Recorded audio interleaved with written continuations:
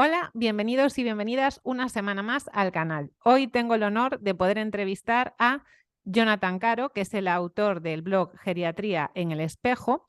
Yo lo conocí a través de la divulgación que hace en Twitter y de profesión es enfermero especialista en geriatría, tiene un máster en gerontología y es especialista en neuropsicología del envejecimiento. Así un poco a modo de presentación, Jonathan, aparte de agradecerte que estés aquí, me gustaría que nos contases cómo llegaste a centrarte en esta parte, ¿no?, de tu profesión y que aproveches para describirnos qué es la geriatría y la gerontología, porque seguro que la mayor parte de personas no lo tenemos muy claro. Pues hola, lo primero, gracias por invitarme, porque para mí es un honor que me abras esta ventanita, pues para hablar un poco de los cuidados a los mayores y de los que nos dedicamos a ello. Pues yo llegué a este mundo por casualidad. Es una historia que siempre me gusta contar, porque suena un poco así, pero yo creo que la geriatría me encontró a mí. Qué guay. Yo estaba en paro, o sea, yo cuando salí de la carrera había mucho paro en el mundo de la enfermería. Trabajamos en meses clave y luego estabas meses parado. Y entonces yo pues tenía las maletas hechas para marcharme a Italia, en concreto.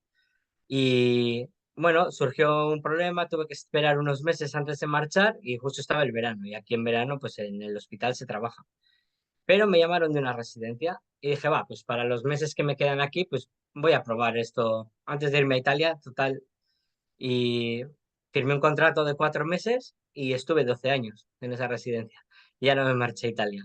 Entonces sí que llegué un poco de rebote, con muchos prejuicios sobre las residencias y sobre los mayores, y al final fue un mundo que me enganchó tanto, tanto, que ya no he salido de él y espero no salir, espero siempre dedicarme a los mayores.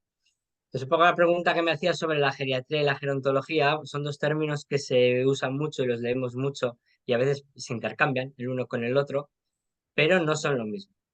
Mira, la geriatría se define como la rama de la medicina que estudia los procesos de los mayores. Entonces, hablaríamos, es un poco antigua también esta definición porque ya no es solo de la medicina, es de la enfermería y de otras profesiones de la salud, ¿no? Yo soy especialista en concreto. Nos dedicamos a la parte clínica, vamos a hablar de la salud, pero la salud no solo biológica, porque dentro de la geriatría pues también se abarcan los problemas psicológicos, sociales, ya sabemos que el concepto de salud es muy amplio. Entonces, podemos decir que la geriatría es la parte que se encarga de la salud. La gerontología es la ciencia que estudia todo el envejecimiento.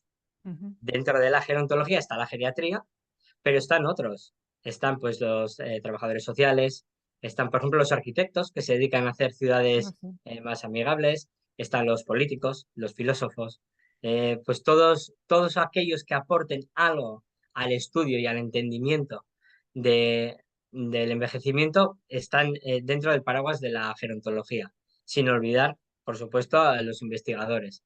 Toda la investigación que cada vez afortunadamente es más sobre envejecimiento, todo eso es gerontología, es toda la ciencia.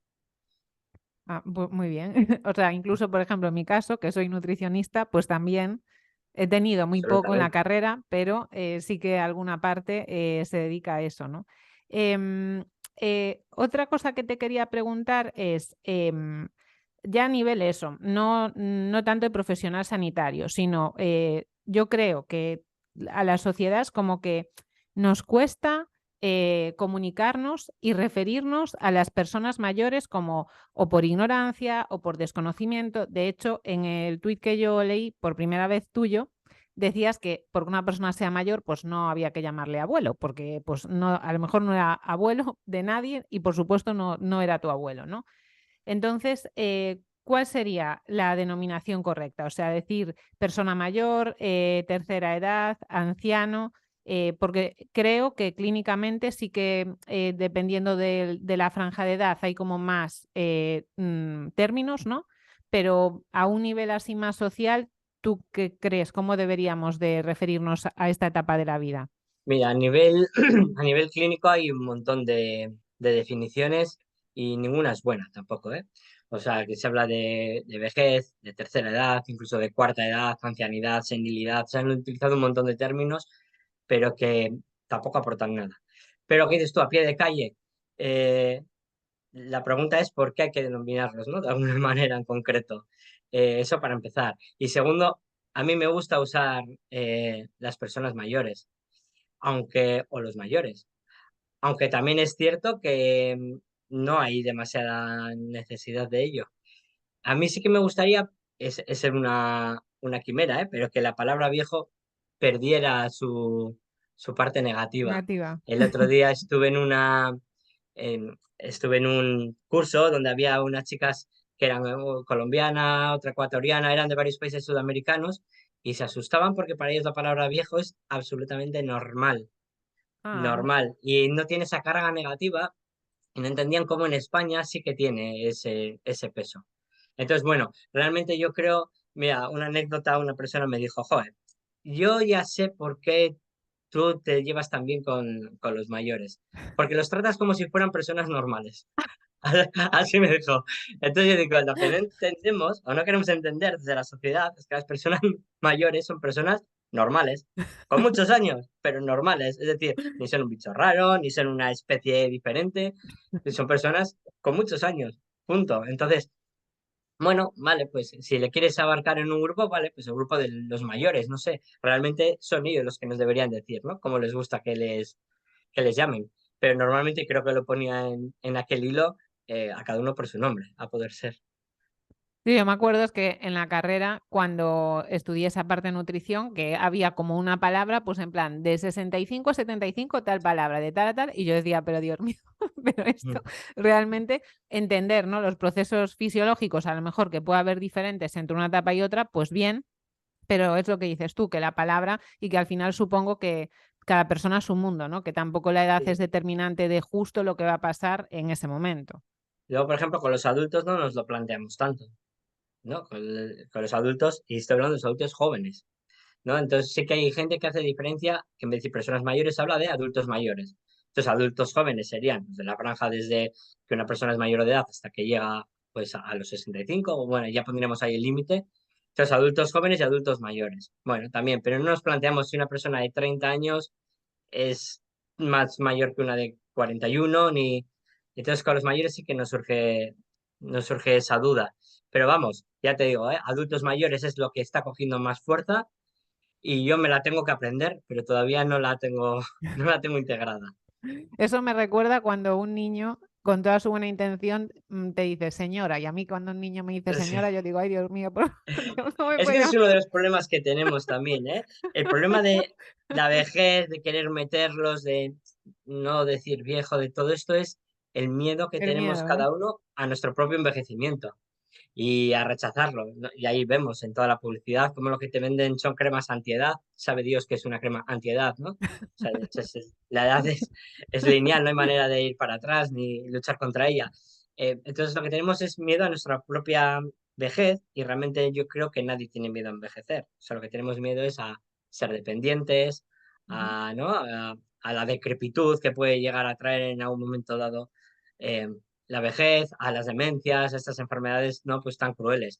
Pero yo creo que el hecho de cumplir años no es malo, sino todo lo contrario, ¿no? Es bueno. A mí me Claro, gustaría no, cumplir sí. todos los años. Las expresiones populares, pues así lo recogen, ¿no? Cuando alguien dice, ya me gustaría a mí llegar a tal edad, pero después Mm. es lo que tú dices, que todo lo que tiene la connotación de envejecimiento, de paso del tiempo, es como que suena un poco eso, que hay que coger distancia, que esa también Sí, es una pregunta que tenía pensada porque creo que lo he visto en algunos de tus tweets, ¿no? Que aludes también a ese tema de la huida del envejecimiento. Tu blog se llama Geriatría en el espejo y quería preguntarte exactamente por qué le has llamado así. O sea, yo estuve reflexionando sobre eso y yo decía, ¿eso qué significa? Como que es una forma de cómo tratamos a las personas mayores, cómo nos vemos a nosotros mismos, que eso, el concepto de envejecimiento, no sé. pues mira, cuando surgió este blog, que lo he tenido bastante parado porque he tenido un año de locos, pero ya te doy una primicia, que esta semana hay publicación. Bien, eh, lo pondremos entonces en la cajita de sí, información, el blog y la publicación.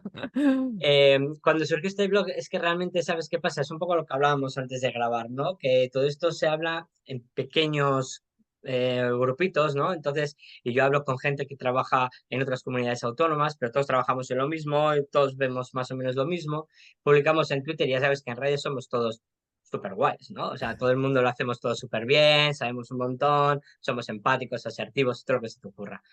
Y, y yo sí considero que yo creo que soy un buen profesional, o sea, me considero así porque lo vivo, pero cuando uno se pone a pensar en cosas que igual hacía, o cosas que todavía hago, o cosas que veo a gente que hace mal, o cosas que yo veo que yo podría hacer mejor, pues veo que no es solo todo lo que reluce. Entonces mi idea era de poner a la geriatría o a mi trabajo diario en el espejo, mirarme ahí y ver lo que hago mal. Entonces esas primeras publicaciones del blog casi criticaba mi propio gremio, con lo que yo suponía, ¿no? Hablaba de trabajadores, por ejemplo, si estaban, hubo una moda en la que decían que los robots iban a sustituir a los cuidadores Mm. y entonces yo lo que afirmaba era que eso pasará el día que nosotros trabajemos como robots, que entonces no va a haber una diferencia, ¿no? Entre una máquina y una persona. Entonces criticaba un poco ese trabajo diario de sota caballo rey, sin mirar a quién tienes delante. Entonces lo que hacía era coger mi experiencia y ponerla delante de ese espejo y ver que no lo hacemos todo tan bien. Y que sirviera también un poco de revulsivo para el resto. Y creo que me ha traído muchas cosas buenas. Yo pensé que me iba a traer muchos palos, porque al final es un poco criticar a tu Un propio poco gremio. sí. Pero sí que he tenido mucho apoyo, porque hay gente que ha visto lo mismo que yo, que lo ha compartido y ha hecho amistades a raíz de esto. Y luego pues me ha abierto muchas puertas, ¿no? Para poder hablar pues, de lo que a mí me gusta. Y entonces eso, lo del espejo sí que es verdad que luego pues trato otros temas en los que incluso planteo si yo fuera mayor, cómo lo vería. Bueno, al final es un espacio más y lo digo en la propia presentación del blog, que no vas a encontrar unas grandes referencias bibliográficas, ni te voy a poner estudios, que claro que me los leo, pero no creo que eso sea importante en el blog, sino un espacio de reflexión, no decir, vale, hacemos esto, lo hacemos bien, se podría hacer mejor, ¿qué hacen en otros sitios? O cómo se sienten estas personas que cuidamos, qué opinan las familias. Y bueno, y también un poco captar las cosas que pasan en la actualidad y llevarlas al blog y debatir sobre ello. Entonces ese es el espíritu del espejo, de ver el reflejo. Por un lado, pienso que en general, ¿no? O sea, en cualquier relación entre un profesional sanitario y un paciente puede haber como una especie de despersonalización, en el sentido de que en vez de ver la persona, pues, yo qué sé, por ejemplo, en trastornos de la conducta alimentaria, que es un tema que yo trato bastante, pues las anoréxicas no sé qué, ¿no? Como que esa etiqueta ya engloba y no te metes en lo que es el proceso de la vida de esa persona, que puede tener muchos matices y ser totalmente distinto un caso de otro, ¿no? Pero quizá en este tema concreto se suma lo que decíamos antes, que como hay ese rechazo al envejecimiento, como que todavía es más como una distancia, ¿no? Como decir, pues eso, pues una relación más fría o que no se entiende bien, ¿no? Pues Ujú. cosas que siempre se dicen como, yo lo he escuchado, yo las prácticas que hice de mi formación profesional antes de estudiar el grado, hice el técnico superior en dietética y fue en una residencia de ancianos. Y por lo típico que te dicen, pues es que es como un niño, en plan, pues tú tienes que decidir por él, cosas así que tú dices, pero ¿de dónde se ha sacado esto esta persona, ¿no? Sí. Entonces, Y no sé. yo cuando empecé en la residencia ya te digo que llegué lleno de prejuicios, ¿no? Pero los prejuicios que tiene la sociedad. Tú eres ajeno. O sea, si tú no tienes un familiar en una residencia o has trabajado en una, no sabes lo que hay dentro. Y las personas mayores las tenemos muy estereotipadas, un poco lo que dices, ¿no? Los mayores son así, y se acabó. Y entonces llegas y a mí me lo enseñaron todas las personas mayores. O sea, yo llegué con mi idea, además venía de un hospital, como algo muy técnico, muy de bombas de alimentación, de perfusión, de no sé qué, y llegué a otro mundo. Y ellos me descubrieron, o sea, los propios mayores fueron los que me enseñaron a mí cómo eran, y vi que cada uno era de una manera. Y eso que dices tú de centrarse un poco en la patología de la persona, ¿no? En su problema, lo que pasa en una residencia es que no damos altas. O sea, cuando una persona ingresa a una residencia no está como en un hospital un par de semanas y se va para su casa. Están años. Entonces nosotros compartimos con ellos toda la evolución y entonces no te puedes centrar en la enfermedad. O sea, te tienes que centrar en la persona primero porque la conoces. Segundo, porque te importa. Y tercero, porque tienes ahí un tiempo, un recorrido que te permite, junto con esa persona, pues planificar objetivos, que puede ser el mejorar o el tener una buena muerte, como esa persona desee. Entonces tienes un abanico en el que sí que tienes que abarcar todo, no solo la enfermedad. Es que si te centras solo en la enfermedad o la patología o en la demencia, vas a cometer un error, porque tu trabajo quizá técnicamente sea muy correcto, pero como cuidador no vales nada, no vales absolutamente nada. Y entonces, yo tengo gente conmigo, he tenido gente conmigo que han estado pues igual 8 años. Y he visto nacer a sus nietos, crecer a sus nietos, hacer la comunión a sus nietos. O sea, he compartido con ellos un montón de momentos que hacen que veas que son personas que no son un problema, que tienen una vida, que a pesar de estar en una residencia siguen teniendo una vida y hay que intentar respetarlo. Y entonces yo creo que eso, y los que trabajamos en una residencia y llevamos tanto tiempo, es lo que nos ha ayudado a alejarnos de de ese prisma de ver solo la enfermedad y no ver más allá. Y en concreto a las personas mayores, a alguien le leí, no recuerdo a quién, que no hay cosa más distinta a una persona de 80 años que otra persona de 80 años. Son el grupo más heterogéneo y eso, joder, eso te ayuda un montón y te enseña un montón de cosas, te ayuda a crecer y la verdad, que a mí no sé si me ha hecho mejor persona trabajar con mayores, pero sí una persona más completa. Y entonces yo eso de, porque hay voces que dicen que dentro de todos estos modelos de atención centrada a la persona, que los sanitarios deberíamos quedar fuera porque solo nos centramos en la enfermedad. Y yo creo que es un error, porque la gente, sobre todo la gente que hemos estudiado tanto y que nos gusta tanto, nos centramos en la persona como tal y nos preocupamos desde que entran hasta que salen. Y yo creo que eso es enriquecedor para ellos y para nosotros, ¿no? Pero supongo que eso también depende del abordaje que haga cada profesional, ¿no? Que una persona puede estar en una residencia y dedicarse, pues eso, a decir, tómate esta pastilla tal y cual, o lo que hablábamos de salud, que obviamente tiene muchas otras áreas que hay que tener en cuenta. De hecho, a mí me pasaba que también como estaban prácticas, pues no podíamos hacer mucho, pero que la mayor parte del tiempo hablábamos. O sea, porque claro, pues ellos querían hablar con alguien y nos contaban sus cosas. Yo muchas veces lloraba porque, claro, en ese momento no me podía contener y pues me daba pena, ¿no? Que decía, pues la persona que te dice, pues no me viene a ver mi familia o estoy triste y tal.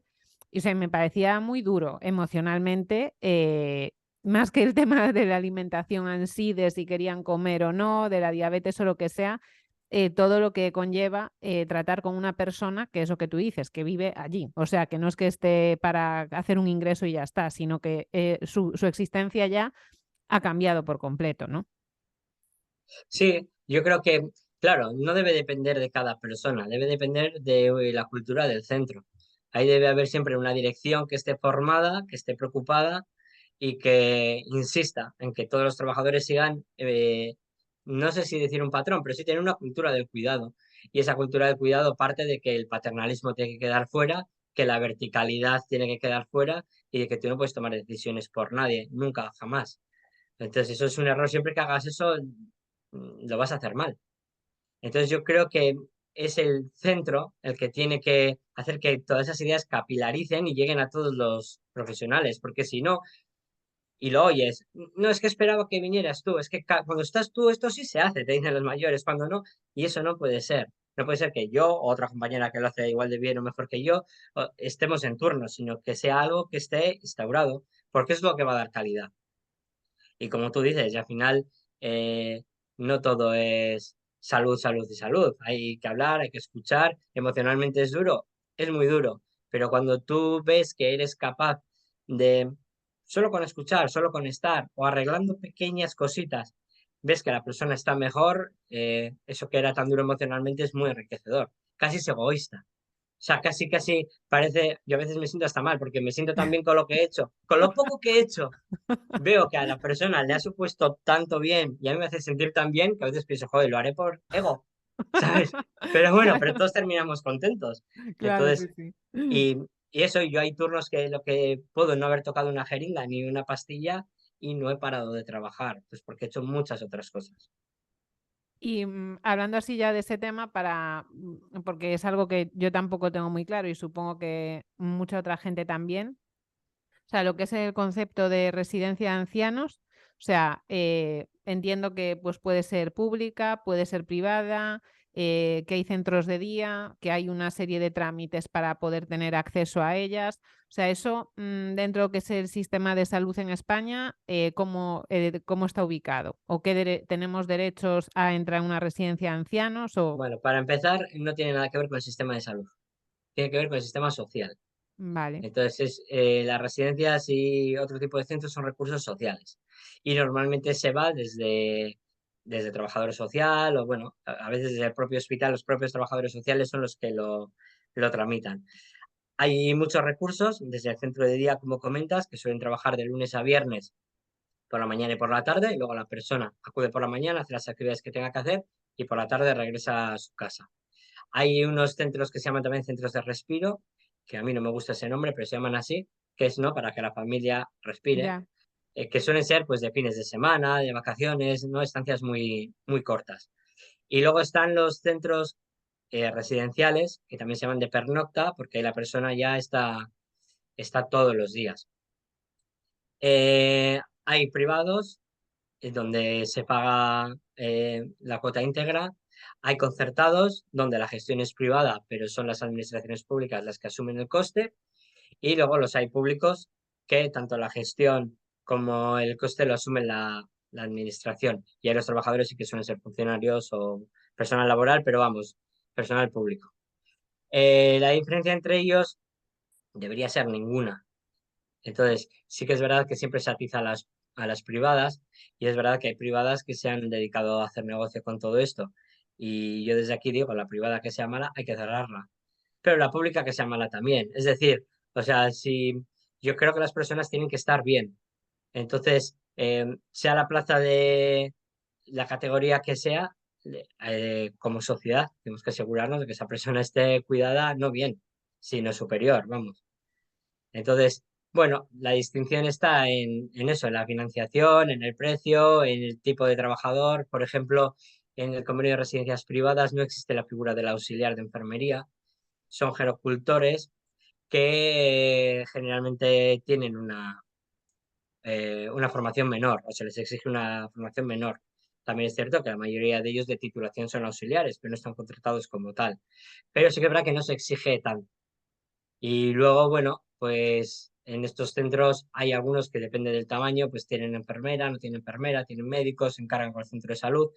Bueno, es tan heterogéneo que necesitaría 2 horas aquí contigo para contarte cómo, cómo es esto, pero es bastante complejo, porque luego también depende de las autonomías. O sea, esto no es a nivel estatal, es a nivel autonómico.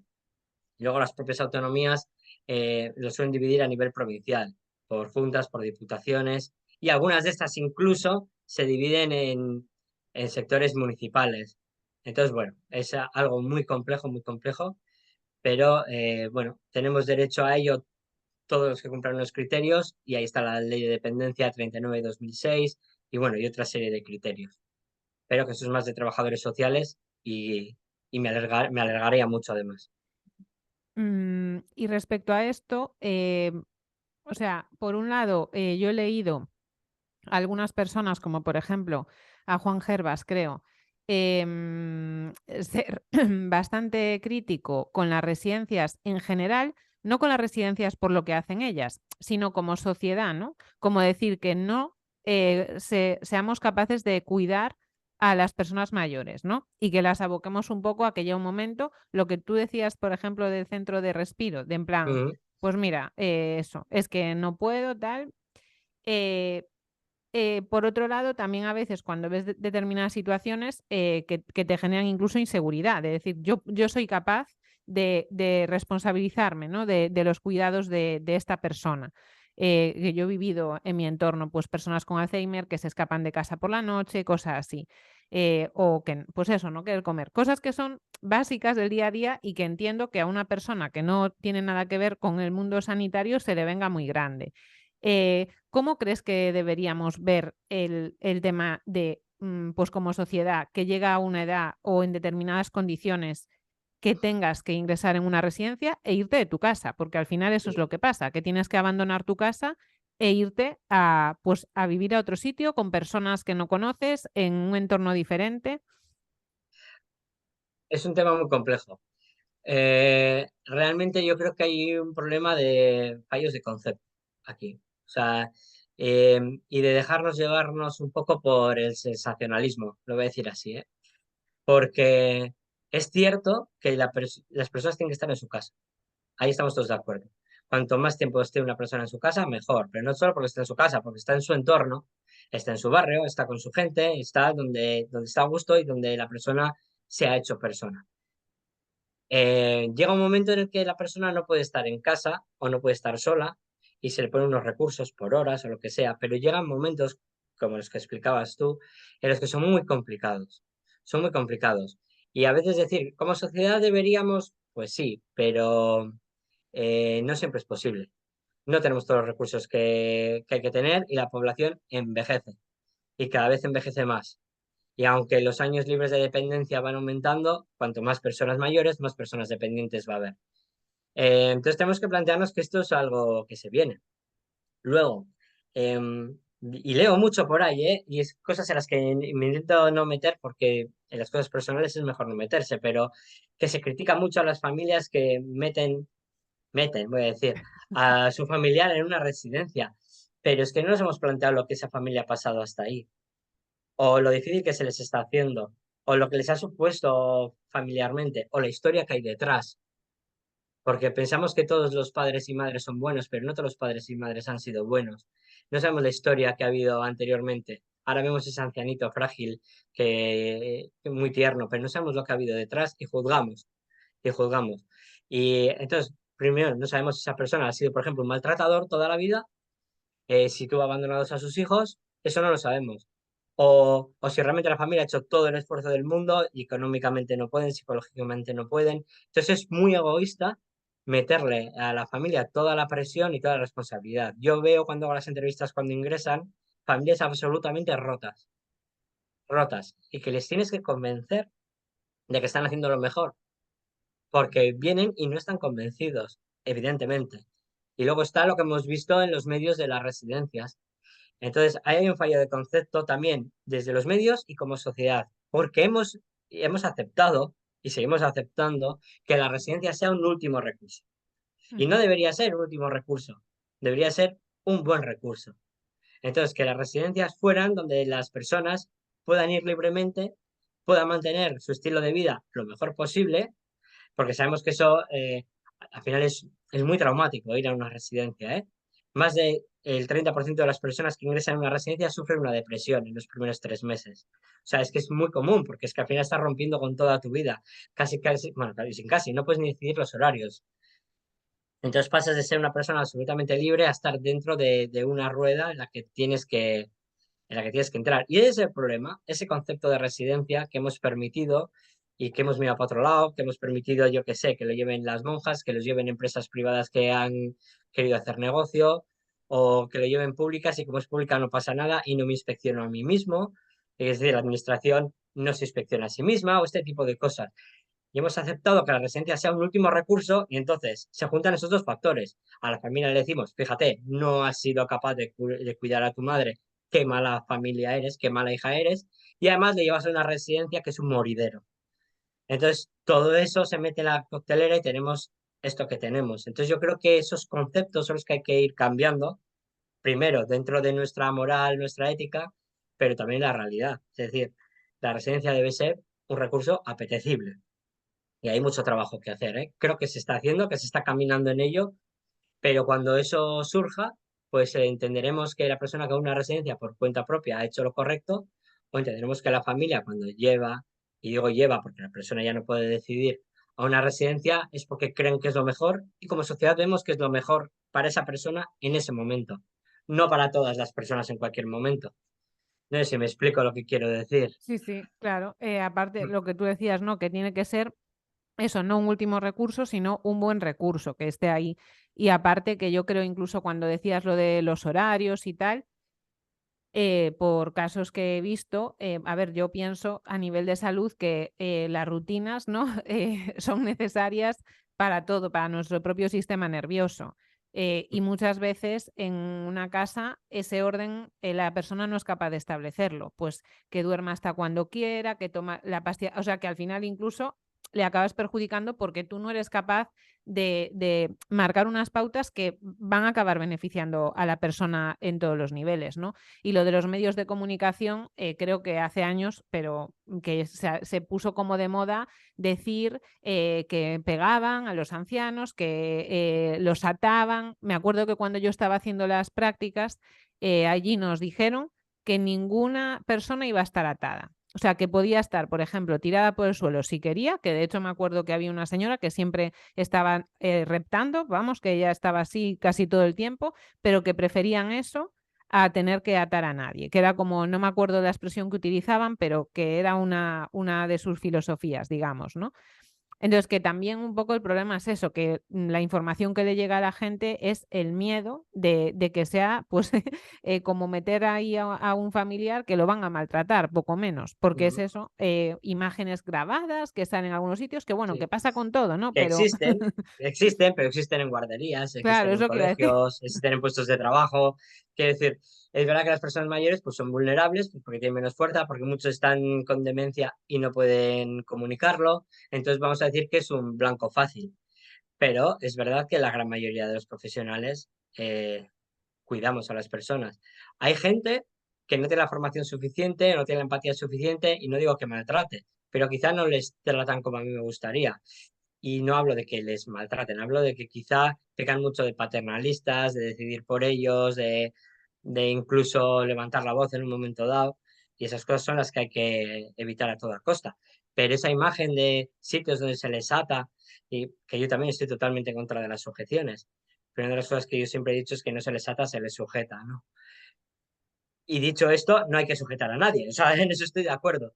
Pero luego también en las residencias, como está esa nube negra por encima, y como vivimos en una sociedad también donde la salud y la seguridad es tan importante, desde las residencias también se intentan que a la persona mayor no le pase nada. Y a veces para que no le pase nada se hace un sobrecontrol sobre ellos o se les termina sujetando. Hay familias que te piden la sujeción. O sea, es algo terrible. Y es porque es que si una persona se cae en su casa y se golpea la cabeza, nadie lo va a poner en Twitter. Pero cuando una persona se pone en la residencia y se golpea la cabeza, empieza a ser todas las sordas diciendo que fíjate cómo se ha permitido porque esa persona era libre y caminaba y se ha caído como se podía caer en su casa. Es que el contrario está en el sujeto. ¿Que hay que buscar una medida para que eso no ocurra? Sí, absolutamente sí. Pero vamos a mantener la calma. Toda persona mayor que se cae no ha sido empujada ni ha sido maltratada. Vamos a mantener la calma, vamos a ver lo que ha pasado, a evitar que vuelva a ocurrir, siendo lo menos lesivo posible. O sea, es que ves imágenes de residencias de otros países como en Alemania y por ahí que tienen unidades súper grandes donde hay personas con Alzheimer y que tienen salida al jardín y que tienen cosas para picar en medio del pasillo, que aquí empezamos a preocuparnos con los atragantamientos y con todo esto, y allí pues tienen hasta uvas. Es que vi que tenían uvas, que es súper peligroso, en medio del pasillo donde la persona caminaba y si le apetecía se paraba a comer algo. Eso aquí es impensable, porque el día que una persona se atragante se cierra la residencia. ¿Me explico? Entonces, tenemos que pensar entre todos qué tipo de centros queremos, sobre todo las personas mayores, cómo les gustaría vivir y qué podemos hacer para conseguir eso. Pero calmándonos y no pensando que todo el mundo maltrata, que todo el mundo es maltratado, que son agujeros oscuros. Yo leí también a un erudito, ¿no? De todo esto, irónicamente, que decía que toda aquella residencia que tenga horarios de visita no es de fiar, porque algo ocultan. Yo creo en las residencias de puertas abiertas, creo en ello. O sea, y puedo estar de acuerdo con él en que mm, deberían poder entrar las familias cuando quisieran. Pero si entras en la hora de las duchas y andan con los carros para aquí, para allá, uno con el culo al aire, otro no sé qué, pues no tienes por qué ver eso, por ejemplo. O cuando se está acostando a personas que salen con grúas y no sé, son momentos en los que quizá no debería haber nadie, pero solo por salvaguardar la intimidad de las personas. O no tiene que estar 15 personas mirando mientras ellos comen, o yo qué sé. Por supuesto, yo soy de los que creo en las residencias abiertas, ¿eh? Y que si quieren comer juntos, se les habite un espacio para que coma la familia con ellos. Cuando una persona está en una fase terminal, ya no hay horarios. Las personas pasan ahí la noche, el día y todo lo que quieran. O sea, vamos a calmarnos, que es lo que quiere decir, vamos a mirarlo todo con perspectiva, vamos a intentar no hacer demagogia barata. Y yo soy el primero que dice, si hay un pozo oscuro de esos, hay que cerrarlo, hay que acabar con ello. O sea, no contundente. Maltrato cero. O sea, ahora vamos a calmarnos y no vamos a... Porque eso, a mí me acusan de blanquear las residencias, pero yo también veo como otros aprovechan la mínima para hacer política, para vender su libro, para vender sus cursos y todas estas cosas. Entonces, vamos a ser sinceros, honestos con nosotros mismos y con la sociedad y vamos a hacer centros que merezcan la pena.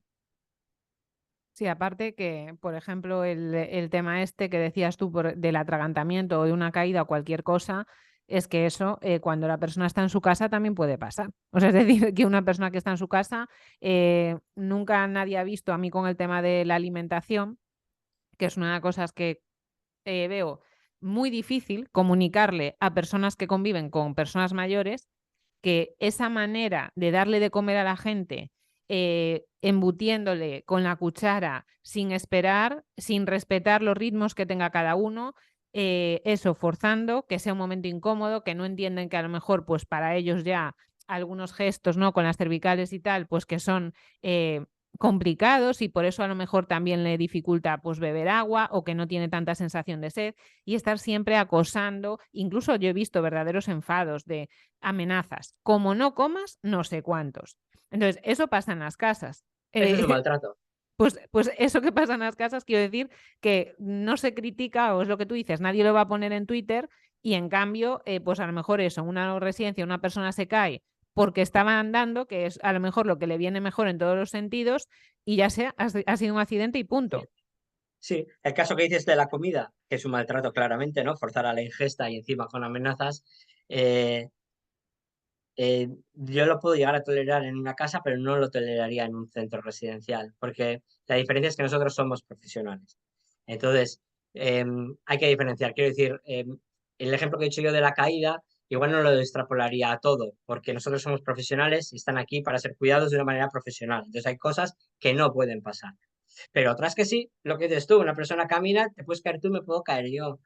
Y, pero siempre va a estar esa nube negra del maltrato por encima. Yo, mira, yo llevo este año 2023, va a ser 20 años que trabajo en residencias. Solo he visto un maltrato físico.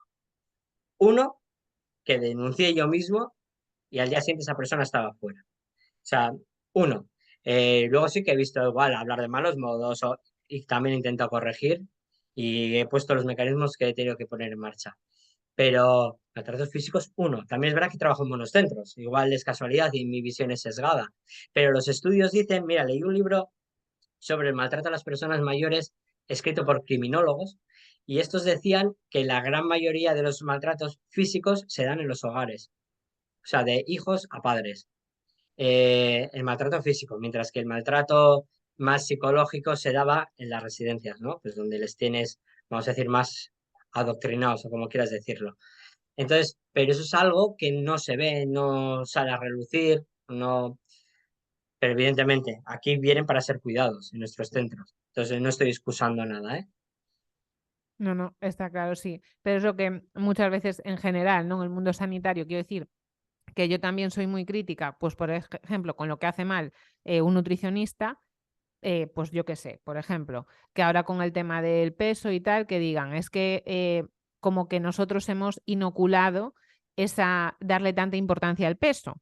Pero también pasa al revés, que a lo mejor yo no le pregunto a una persona lo que pesa ni me importa y es ella la que me está exigiendo a mí, quiero perder peso, quiero perder peso. Entonces, es algo bidireccional, que no es solo una parte, ¿no? Una de las cosas que hablamos antes de empezar a grabar era lo de la COVID-19, que no es, o sea, para mí, por ejemplo, como lo veía desde fuera, es, aparte de todo el revuelo en general, que ponían como si las residencias de ancianos fuesen un búnker, que estaban ahí abandonados a su suerte, que las personas mayores, que moría muchísima gente mayor, bueno, que al final esto es un caos de información que no se sabe bien lo que es verdad, lo que es mentira. Respecto a esto, ¿tú qué piensas? ¿Que nuestra percepción es errónea por lo que han transmitido los medios de comunicación? Yo creo que está no creo que sea errónea, pero sí que está distorsionada, está como sobredimensionada. Mira, uno de los artículos que en el blog escribí dos sobre la COVID y fueron los que más repercusión tuvieron y, y no escribí más sobre ello, ¿no? Me llegué a aburrir un poco sobre la COVID. Y uno de ellos yo defendía, porque claro, era cuando se hablaba de que las personas no iban al hospital, y en uno de ellos yo defendía que las personas, algunas de ellas debían morir en la residencia, porque era el sitio adecuado y apropiado y donde lo íbamos a hacer bien. Pero bueno, eso fue a principios del 20, donde estaba todo un poco fresco. A ver, yo creo que no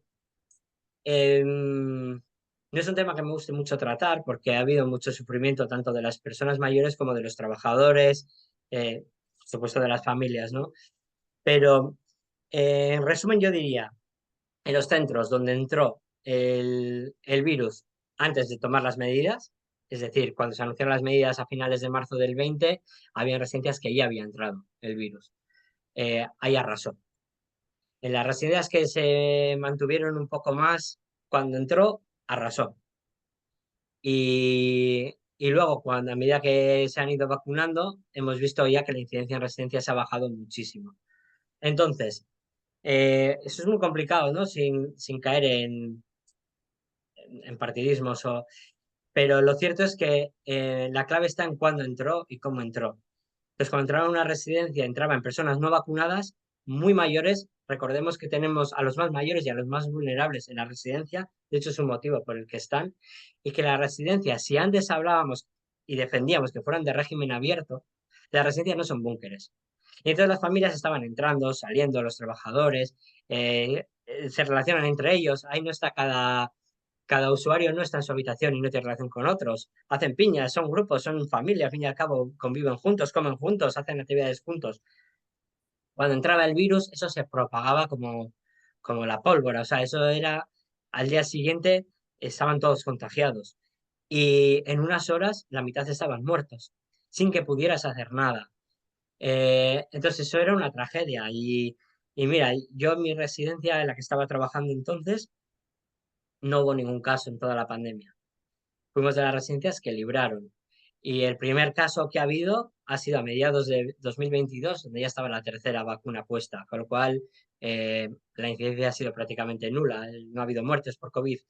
Y nos parece que es algo anecdótico, pero en Euskadi, por ejemplo, si cogemos las estadísticas, una de cada tres residencias han estado libre de COVID.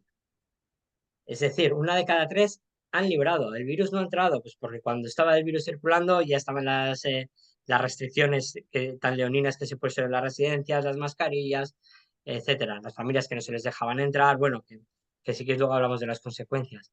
Pero una de cada tres libraron. ¿Eso quiere decir que murieron poco? Pues no, mira, 14 de cada 100 residentes en Euskadi murieron.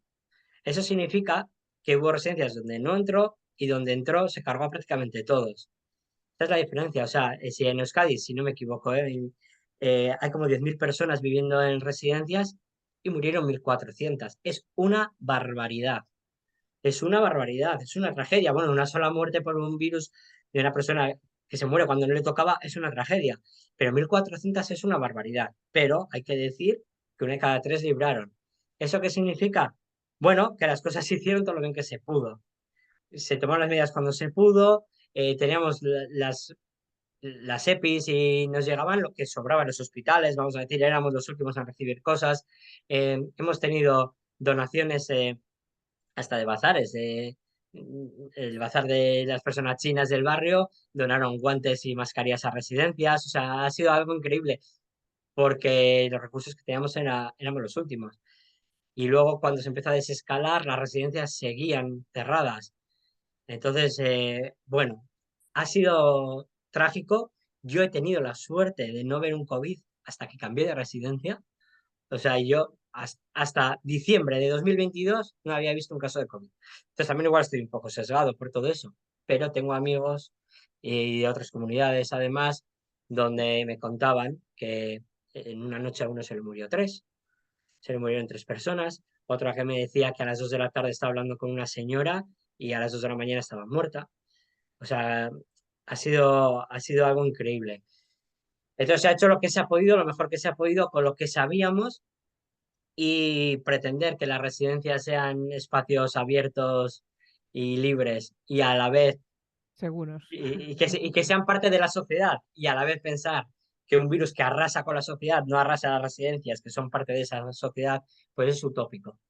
Es un poco lo que hablábamos antes de exigir a las residencias que no se caigan, que no tal y que no cojan coronavirus. Oye, mira, claro que lo vamos a intentar, pero mira cómo está la sociedad. O sea, que nos hemos contagiado todos, todos nos hemos contagiado, antes o después. Entonces ha sido una tragedia. Yo, por ejemplo, a pesar de no tener casos, yo siempre tenía esa espada de Damocles encima. O sea, la pregunta no era eh, si vamos a librar o no vamos a librar. La pregunta es qué vamos a hacer cuando entre. Entonces, teníamos una unidad preparada, éramos dos personas que nos habíamos ya prestado voluntarios a no salir de la residencia. Si hacíamos una unidad de COVID, íbamos a estar dos enfermeros ahí 24 horas, uno 12 y otro 12, y no volver a nuestras casas para que no entre el resto de personal. O sea, teníamos. Entonces, la duda no era eso sí, vamos a librar, era cuando entre qué vamos a hacer. Y eso también ha sido un sufrimiento, ¿eh? Y ver a las personas cerradas tanto tiempo, sin familias, aprendiendo a hacer videollamadas. Bueno, ha sido terrible, ¿eh? Ha sido terrible. Esa parte de lo que decíamos, ¿no? De las consecuencias, de que para tú tener mucha seguridad, al final pues también vas perdiendo libertades y otras cosas que afectan a tu salud, ¿no? Como relacionarte, pues dar un paseo, el miedo, ¿no? El estrés que también deprime, pues yo qué sé, el sistema inmune y todo. Es un poco difícil, ¿no? O sea, es decir, ¿dónde está el límite? ¿Cuál es el punto que puedes decir a esta persona le va a beneficiar más? eh, Tener contacto o no sé, Sí. que estar encerrada y en qué momento. O sea, es que es imposible saber eso. Ese equilibrio es imposible. Pero de hecho, la propia sociedad, o sea, fuera de las residencias lo hemos visto, no sé si recordarás, pero yo sabía lo que estaba muy encima. Cuando se empezó a desescalar, que los horarios iban por franjas de edad. Ay, sí, sí. Los adultos mayores tenían su propia franja de edad. ¿Eso qué supone? Que sí, te dejo salir a la calle, pero no vas a ver a tus hijos, no vas a ver a tus nietos. Entonces, muchos ni salían, porque vamos a decir que no les merecía la pena, porque estaban en una depresión de cuidado, porque habían perdido fuerza muscular, porque les habíamos tenido 2 meses en casa y además no tenían ningún estímulo. Entonces, ese equilibrio, si ya lo llevas a las residencias, donde duró muchos más meses el aislamiento con las familias y entre ellos mismos, que había grupos burbuja y todo este tipo de cosas, bueno, pues las consecuencias han sido nefastas, ¿eh? Pero esto nosotros lo sabíamos ya. O sea, nosotros cuando hemos tenido que hacer algún aislamiento concreto, porque una persona tenía pues, un estafilococo en la vía aérea, este tipo de cosas, ya veíamos cómo tenían un declive funcional de la leche. Entonces, esto era algo que ya sabíamos y algo que habíamos augurado algunos antes, de cuidado que encerrar a las personas en las residencias y hacer grupos burbuja y no permitirles hacer actividades porque se paró todo, es que ahí no había nada, no había ni un karaoke, ¿sabes? No había nada. Y eso tenía consecuencias psicológicas y físicas brutales. Y ha habido gente que caminaba y ha dejado de caminar, gente que donde vemos que la demencia ha evolucionado por esa depresión y bueno, ha sido terrible. Yo creo que si volviera a pasar algo así, no se debería actuar igual. Yo creo que espero que las autoridades algo hayan aprendido de todo esto. Y eso también incluso fue a residencias, ¿no? Lo que decíamos de la gente que está en casa, que yo te contaba antes, pues eso, pues que una abuela que tenía, que ella pues iba a la calle, iba al súper, hacía sus cosas, después ya no quería salir de casa directamente. Y claro, estar en casa encerrada sola todo el día viendo la tele, pues al final es que todo lo que ya tenía evolucionó, pero vamos, cuesta abajo. Y dices que, claro, es una consecuencia natural de estar en esa situación, pero que incluso la familia, como yo vivo fuera, ¿no? Yo decía, pero yo voy a ir a verla. Y me decía, bueno, sí, pero ponte en el otro extremo de la habitación y con mascarilla, ¿no? Entonces es como una situación muy complicada. Muy Me gustaría... complicada. Hemos Sí. visto esas imágenes de familias abrazándose a los Ah, mayores a sí. través de plásticos o yo qué sé, o las visitas en la residencia cuando se abrieron con una mesa de metro por metro entre ellos y cada uno 1 metro de la mesa. Se ha visto, o sea, cosas terribles. Y bueno, es lo que tocaba y son las medidas que había que tomar, pero creo que deberemos que espero que hayamos aprendido algo de todo esto. Yo espero que sí. Te quería preguntar por si hay también, porque sé que algunas personas que ven el canal pues son estudiantes de enfermería o cosas así. En una residencia de ancianos, un enfermero, ¿qué funciones hace? Porque entiendo por todo lo que me has contado que va mucho más allá de lo que, por ejemplo, podemos imaginar que hace cuando está trabajando en un hospital. Pues sí, debería ir mucho más allá. Debería ir, no siempre es así. Mira, a mí cuando me preguntan, y hace poco en un congreso lo decía, bueno, pero ¿qué hace un enfermero en una residencia? Y yo digo que la pregunta es errónea. No hay que preguntar qué hace un enfermero, sino por qué es importante que esté un enfermero en una residencia. Y es un poco, Ana, lo que me preguntas tú, ¿no? Que esa función, eso que va más allá. Hace poco también criticaba, incluso apareció en el periódico Redacción Médica, que yo criticaba a estos directores que buscan enfermeros para residencia y entonces las funciones pone poner medicación, preparar burocracia, hacer curas y chimpún. Y pues vale, eso lo hacemos también. Pero yo creo que lo que tenemos que hacer es, además de todas las técnicas que no les voy a decir que están, las sabemos todos, ¿no? Pues eso, desde un inyectable, un sondaje o lo que sea, poner medicación, tenemos que prevenir la enfermedad, prevenir el declive, promover hábitos saludables, eh, promover una estabilidad emocional, o sea, y sobre eso podemos hacer mucho, ¿eh? Como escucharles, atenderles, cosas. Luego te voy a contar un ejemplo que me pasó, pero tenemos que asegurarnos de que la persona esté bien y para eso tenemos que escucharle. Cuando nos sobrepasa, hay otro compañero, el psicólogo, quien sea, que se va a hacer cargo, pero el enfermero normalmente es el eje por el que va a pasar todo el mundo. Por el que pasa el médico, el que pasa las auxiliares, el que pasa el psicólogo, la familia, el mayor, casi siempre vamos a estar en medio y ese papel es fundamental porque nosotros sí que somos los que abarcamos toda esa integralidad y somos los que vamos a hacer que la persona vaya a un sitio o a otro o llamar nosotros a este profesional o al otro. Además de eso, tenemos que saber informar a los mayores, saber informar a sus familias, ser cercanos. Tenemos que detectar cuando la persona empieza, por ejemplo, a acercarse al final de su vida. Tenemos que asegurarnos de que todo el equipo va a actuar en consecuencia, es decir, un buen morir, eso tiene que estar asegurado en la residencia.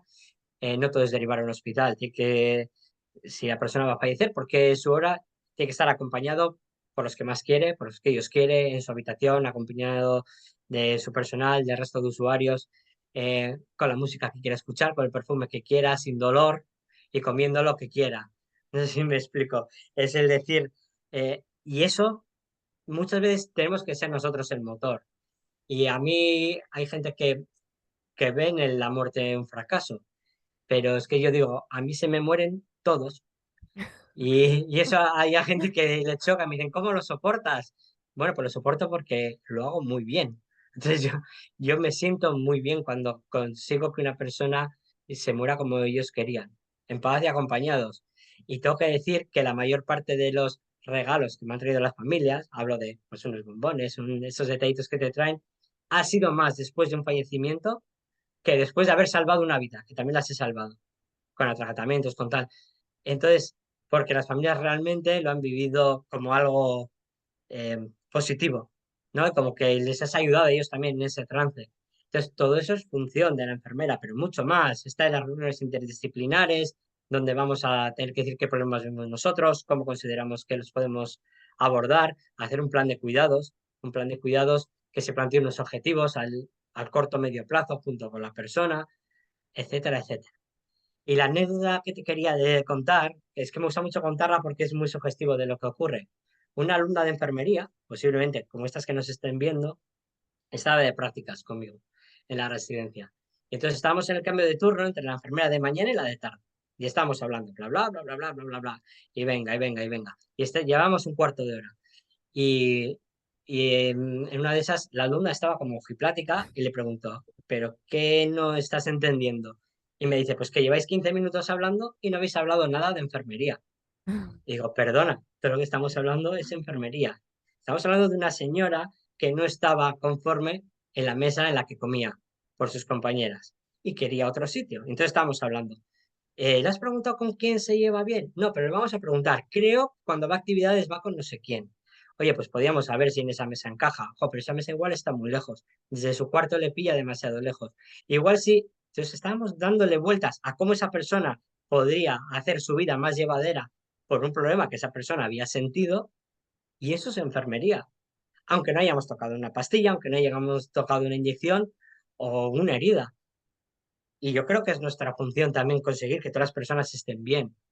Y eso, puedes decir, bueno, lo puede hacer cualquier profesional, sí, pero nosotros tenemos los conocimientos suficientes y de tan amplio espectro que creo que no solo podemos, sino que debemos abordarlos. Y las instituciones deben exigirlo. Entonces, tú pedir una enfermera que dé pastillas y es que lo vas a encontrar. Lo vas a encontrar, es muy fácil. A mí que algunos me dicen, jo, trabajar en una residencia es fácil. Sí, es fácil. Trabajar bien es muy difícil. Claro, o sea, hacerlo bien es muy difícil, lleva mucho trabajo y muchos disgustos y es duro y es difícil, pero es lo que tenemos que hacer. Y si no, vete a otro sitio. Entonces yo creo que, por eso te digo que no siempre es así, pero debería ser así. Es como yo vivo en la enfermería geriátrica y es como intento transmitirla cuando he estado dando clases en la universidad, cuando me vienen alumnos o cuando compañeras me preguntan, oye, ¿tú cómo ves esto? Es lo que intento transmitir. Y, y ojalá se contagie mucha gente de todo esto.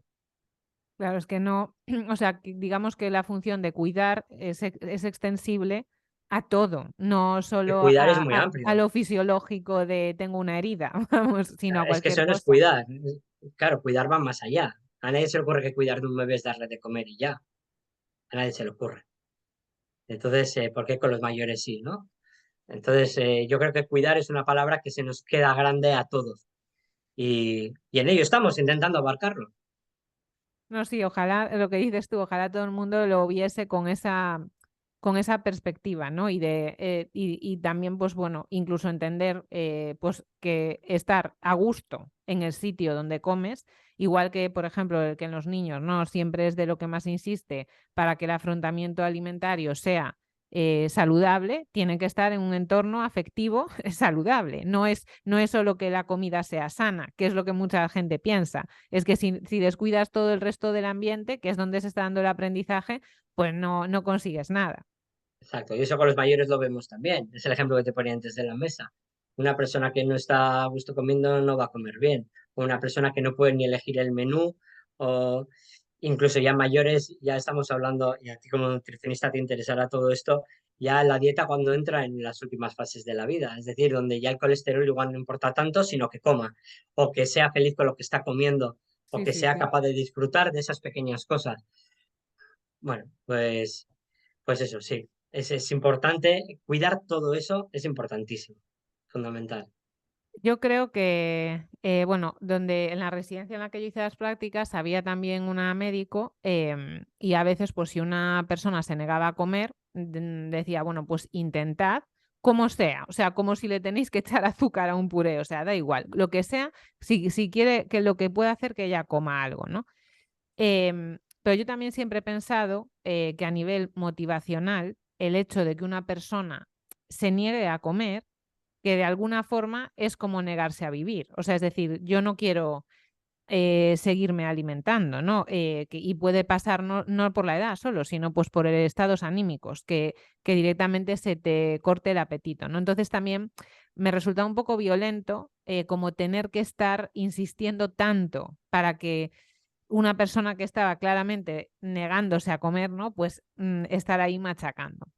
Que A mí cuando una eso persona se me... niega a comer, hay algo detrás y hay que buscarlo. Si no lo buscas, si caes en lo de, "Ah, si no quiere comer, que no coma". Pues no estás solucionando nada. Posiblemente esa persona esté sufriendo. Igual lo que dices tú, puede haber un estado depresivo, un lo que sea, o que no está a gusto. A veces, si por ejemplo en casos de demencia, a veces sí puede ser simplemente que tenga dolor, o que esté con infección, o que esté descansando mal. Entonces, por mucho que le fuerces, tú no vas a conseguir que la persona coma si no arreglas el problema que hay de base. Y eso también hay que investigarlo. Claro, es más fácil meter el puré en una jeringa y metérselo a jeringazos y alimentarle como un pavo. Eso es mucho más sencillo, pero no es lo correcto y ni estás arreglando nada.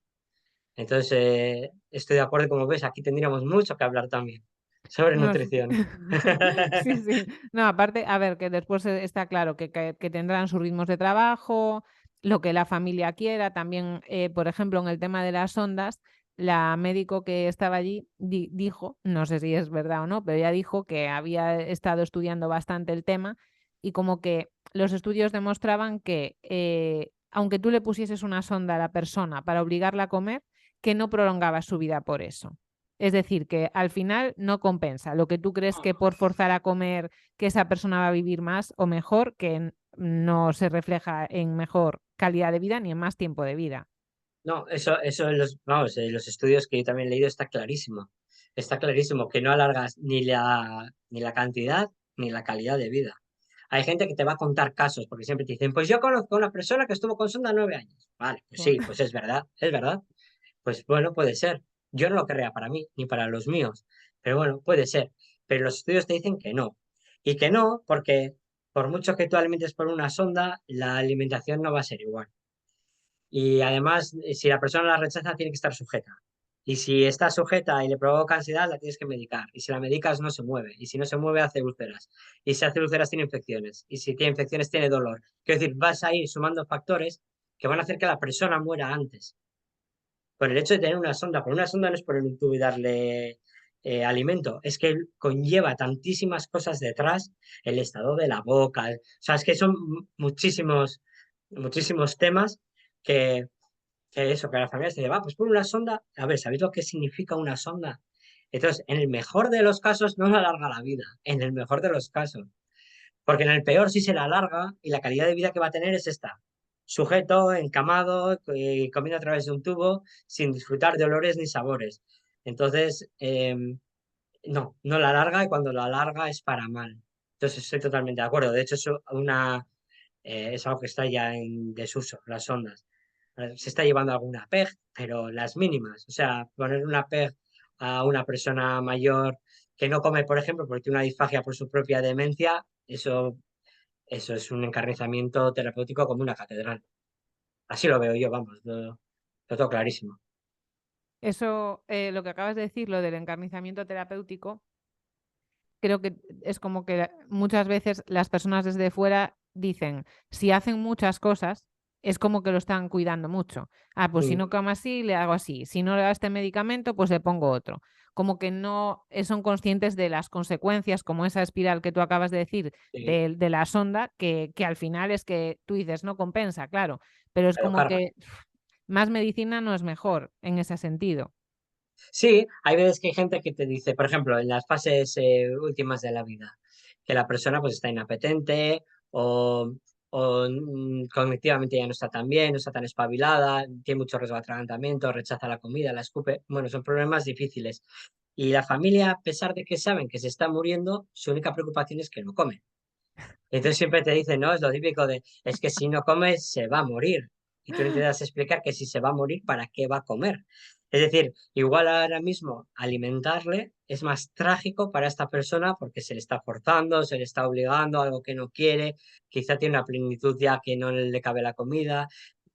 Entonces hay que convencerles de que no comer no le va a provocar sufrimiento, que realmente si se va a morir es porque ha llegado su hora y que lo más importante ahora no es que coma, es que esté tranquilo sin dolor y acompañado por ellos, que pueden hacer mucho aunque no le den de comer. Pero claro, son cosas que lo que dices tú, que siempre el dejar de hacer es muy complicado, pero sobre todo es muy complicado de transmitir, ¿eh? Y luego la gente cuando toma las decisiones yo creo que las toman en general bien, cuando tienen la información correcta. Pues yo trabajé con un médico también que era todo lo contrario, que decía, no, vamos a poner una sonda, hace mucho de esto, ¿eh? Porque si no come se muere. Y entonces la familia decía, pues pónsela, Claro. claro. Entonces yo iba por detrás, o sea, iba por detrás y les daba mi argumento. Y había veces que les convencía, volvían donde el médico y se lo habían pensado mejor, y había otras veces que ya sabes, la palabra del médico pues siempre pesa más, ¿no? Pero bueno, a los que pude salvar de aquello lo hice.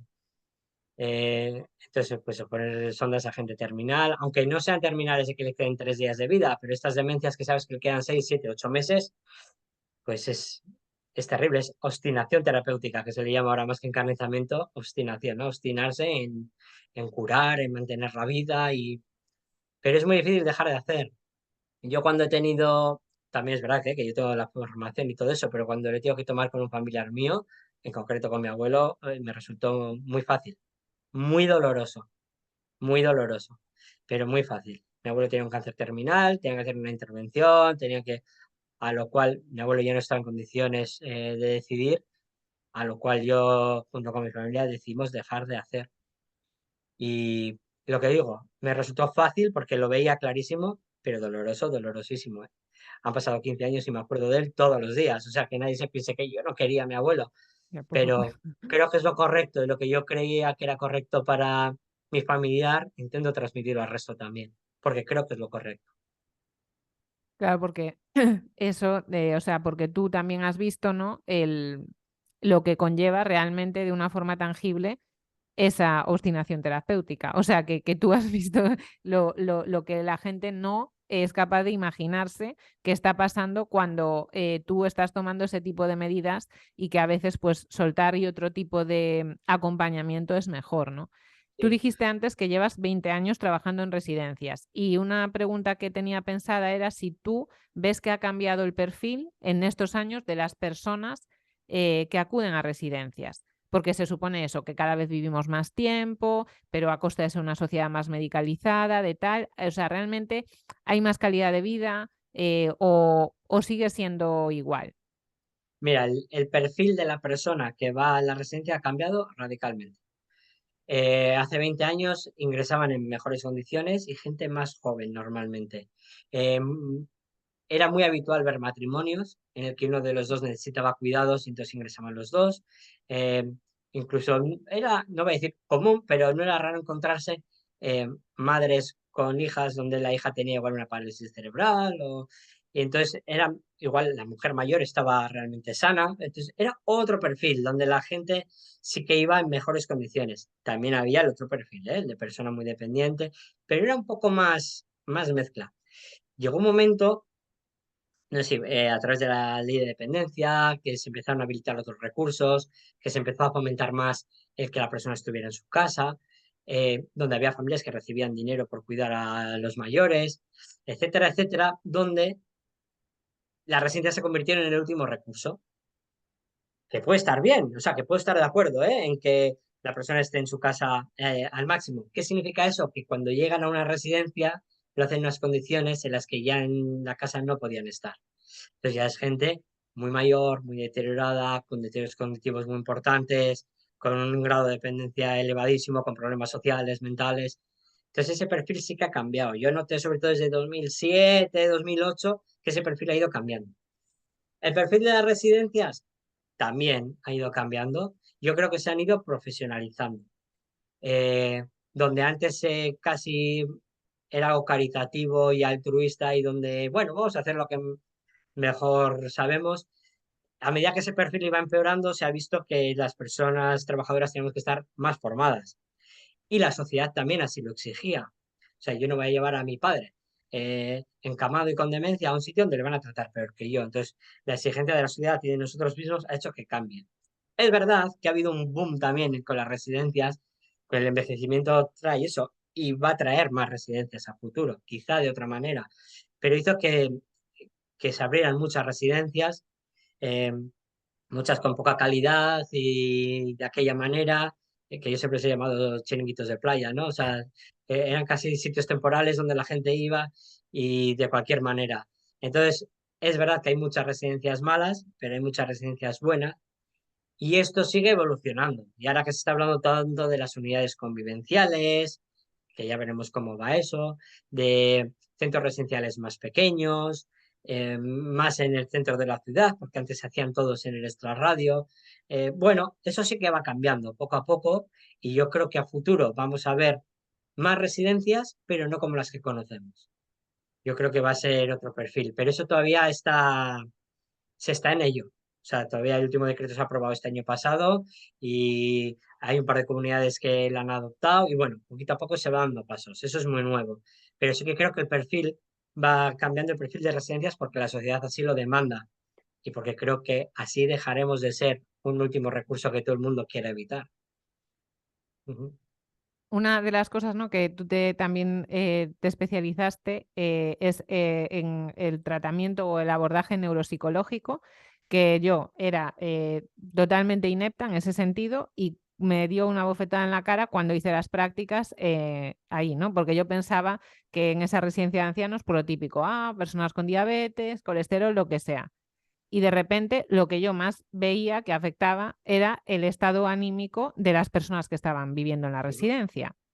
ujú, Y lo que también veo es que la gente piensa en enfermedades neurodegenerativas, en plan, pues Alzheimer o tiene Parkinson o lo que sea, pero nunca dice, oye, ¿y si tiene una depresión? ¿Qué es lo que, pues que puede estar afectando a por qué no come, por qué no hace esto? Si lo que hay un origen detrás es su estado de ánimo. Yo, por lo menos, ahora, aunque hay un boom de hablar de la salud mental, creo que de las personas mayores, de su salud mental, no se habla de eso. Se habla solo de eso, si tiene Alzheimer, pero no de si esa persona está triste, está contenta, está motivada. No sé si es que asumimos que pues ya cuando llegas a una edad da igual, si no te apetece hacer nada, pues ahí te quedas, o qué pasa con eso. No sé si podrías explicarnos algo sobre el aspecto más psicológico de las Pues, personas mayores.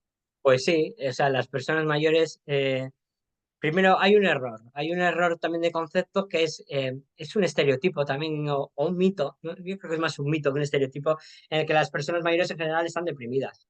O sea, todos, pues al final, pues para lo que le queda, pues ha visto que se han muerto sus amigos, que no sé qué, Sí, que es sí. y que es normal estar triste cuando eres mayor porque es una época de pérdidas. Y entonces le restamos importancia a la tristeza de la persona mayor o a la depresión. Pero no, las personas mayores pueden estar tristes, pero también pueden estar deprimidas. Es una depresión clínica. Y lo que comentabas tú de las personas con demencia es que no son excluyentes. Que una persona puede tener Alzheimer y además tener una depresión o tener una ansiedad.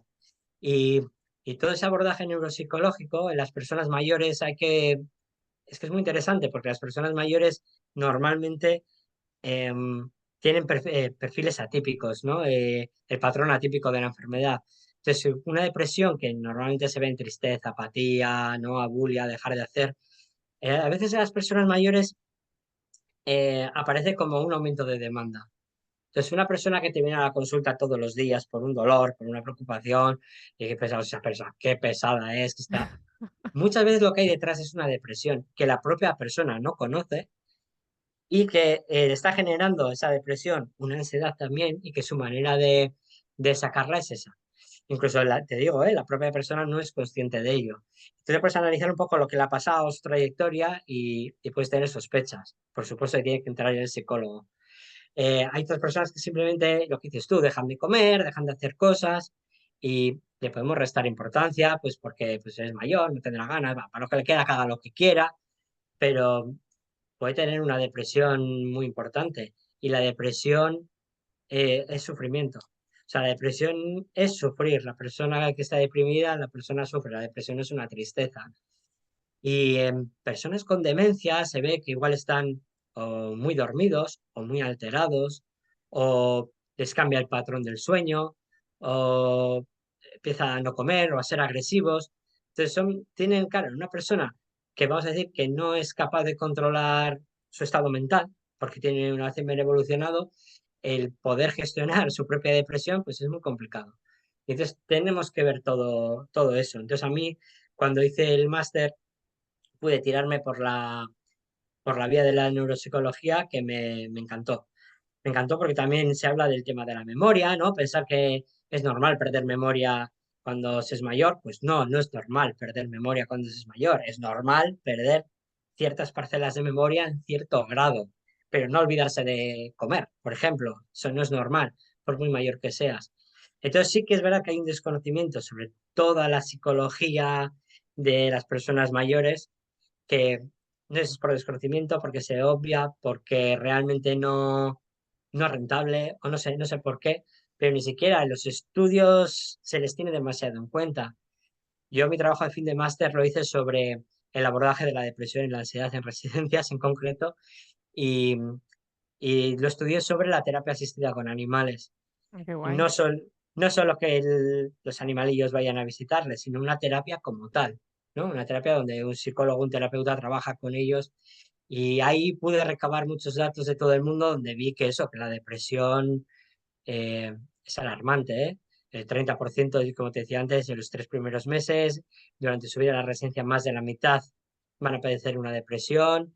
Eh, la ansiedad era un poco menos, pero en torno al 15-20%. Y lo peor de eso no era el nivel, era el infradiagnóstico. Porque luego metaanálisis y gente que ha ido a estudiar por detrás con otras herramientas para medir, han visto que donde se veía un 30%, igual era un 70%.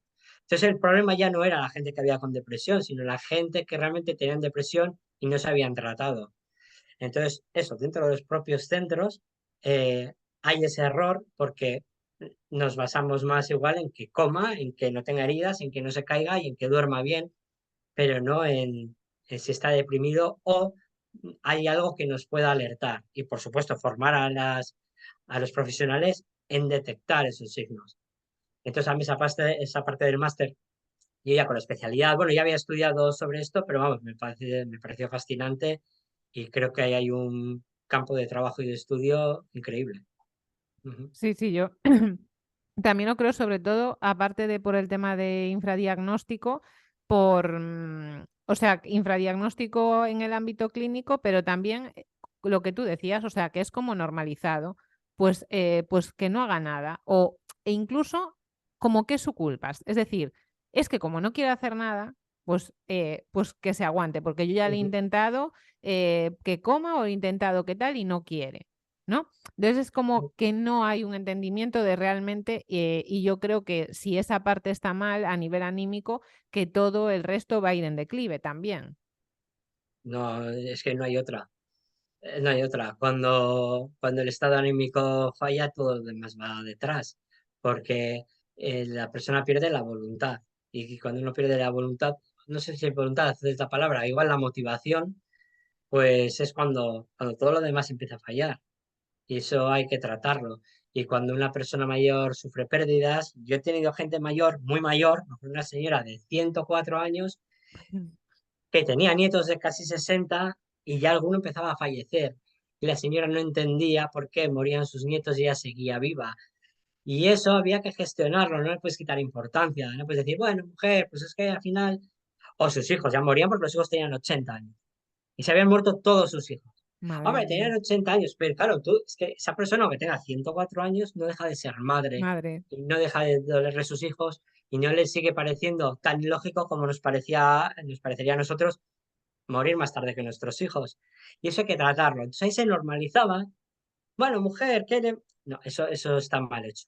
Ahí hay que hacer un abordaje y el abordaje no hablo de atiborrar antidepresivos, no, por ansiolíticos. supuesto. No, hay que hacer un abordaje de escucha con un profesional de la psicología, con unas herramientas y darle una salida. Sobre todo, más que dar una salida, es acompañarle a esa salida, que es lo que necesita esa persona. Entonces es muy, muy importante y creo que sí, que no se tiene tanto en cuenta, ni las familias incluso, ¿eh? Se preocupan muy mucho de que no tenga heridas, de que no se caiga, que no tal, pero igual le ven deprimido y asumen que es algo normal, porque como está en una residencia, pues tiene que estar deprimido. Y en los hogares pasa lo mismo, ¿eh? Dice Sí, que no es algo totalmente. exclusivo. No, Lo sí, que yo pasa es que, digo a claro, veces, en la digo, no, residencia se suma un factor más, que es que no estás en tu casa y has claro, perdido el sí. control de tu vida. Es un factor más, claro. Eso por un lado, sobre todo cuando diste ese dato, ¿no? De que al entrar en la residencia se puede dar con bastante frecuencia una depresión, pero también que pues estar en casa y lo típico, que porque te está contando lo mismo no sé cuántas veces, pues ya la gente pasa y me está hablando y estoy ahí mirando el móvil, pues digo, pues eso que no, que tú dices, bueno, sí, es una persona que no tiene formación, pero bueno, que parecen cosas que son más o menos obvias.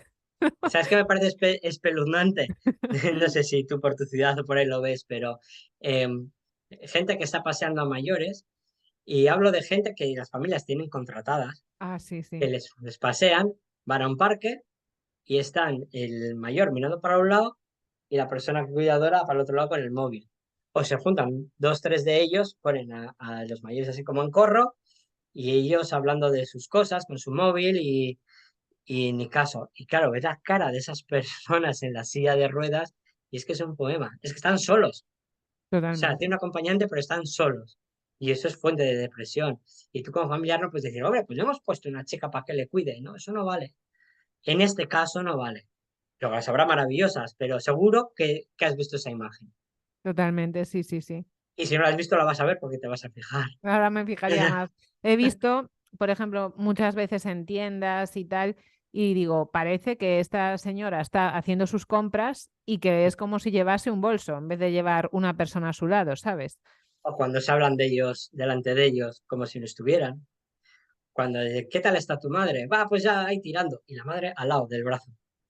Entonces, ni la persona que pregunta le pregunta directamente a ella, ni esta hija le dice, bueno, pues dile tu ama cómo estás, o lo que sea. Eh, Se les ignora y esa persona está ahí delante.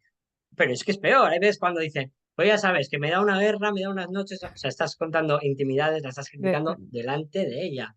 Entonces, bueno, todo eso es terrible y eso es fuente, además de ser un maltrato, es fuente de depresión. Porque tú ponte en esa situación, tú como persona que están hablando de ti o te están criticando y delante en tu cara. O sea, es muy duro y está normalizado también. Sí, claro, y en esa situación de más dependencia o indefensión, que tampoco, pues no sé, supongo que también lo que dijiste antes cuando no, que no sabemos qué historia hay detrás, que a lo mejor pues esa persona mayor también ha sido pues un maltratador o ha abandonado a su Mm, familia, que depende un poco, ¿no? De la personalidad también que tú hayas tenido y sí, de el tipo de relación que haya dentro de esa familia, de la dinámica, ¿no? Que eso también sí. puede afectar después. Y también es muy cultural, ¿eh? Quiero decir que las personas que ahora tienen 80 años vienen de una cultura de sumisión al médico, al cura, al maestro, a sus propios padres, luego a sus hijos. Entonces, yo creo que es una cultura distinta, que eso yo ya en estos 20 años ya he visto también cómo ha ido cambiando, afortunadamente. Y yo estoy seguro que tú y yo con 80 años no vamos a tolerar que Claro. nadie nos hable así, pues porque vienes de otra cultura, una cultura más de derechos y de derechos individuales, y yo creo eso que también cambiará a medida que las generaciones vayan cambiando, y eso va a obligar a toda la sociedad a reaprender y a los que nos dedicamos profesionalmente a esto a formarnos y adaptarnos. Yo creo que la cultura también tiene un peso grande ahí. Sí, sí, posiblemente, ya solo por, claro, incluso, por ejemplo, pienso en el ejercicio físico, ¿no? Pues que mi abuela no ha tenido la cultura que yo, la misma cultura que yo de hacer ejercicios normal. Mi abuela no se planteaba ir al gimnasio, ir a correr o lo que sea, pues estaba cuidando a sus hijos, iba a trabajar y ya está. Entonces, para ella eso era como una cosa rara. Pues eso cambia tu salud en ese sentido y lo otro, pues también eso, en tu forma de relacionarte, ¿no? No sé Claro. si lo tienes en el blog o me lo he sacado de la manga, pero tú hablaste alguna vez de edadismo, ¿puede Sí, ser? Vale, mucho. pues es que como mucha gente creo que no sabe lo que es esta palabra, pues puedes explicar qué significa el edadismo. Sí, el edadismo, además, he impartido algunas charlas en universidades, en algún colegio de enfermería y es algo de lo que me gusta hablar y me encantaba decir que era una palabra que la RAE eh, no había metido en el diccionario. Me encantaba, pero es que este diciembre lo han metido. O sea, es muy reciente, es del mes pasado. Entonces, bueno, ese argumento ya me lo han tirado. Pero el edadismo es la discriminación a la persona por una razón de edad. Entonces, el edadismo puede abarcar desde la discriminación que se hace a los jóvenes, por ejemplo, de acceder a un puesto de trabajo o de cualquier otro tipo de cosa, o a los mayores pues eso, de no poder acceder pues, a un sistema, yo que sé, de ayudas, o de endosarle unos estereotipos que solo por un tema de edad. Entonces, esa discriminación ha degenerado en lo que es el edadismo y se usa en exclusividad para los mayores. Eh, por ejemplo, en Sudamérica hablan de viejismo y entonces ahí solo meten a los mayores. Bueno, entonces es lo que habla de la discriminación al mayor. ¿Cuándo se le discrimina? Pues bueno, esto también es muy largo, ¿no? Y hay gente que sabe mucho más que yo sobre esto y me encanta leerles.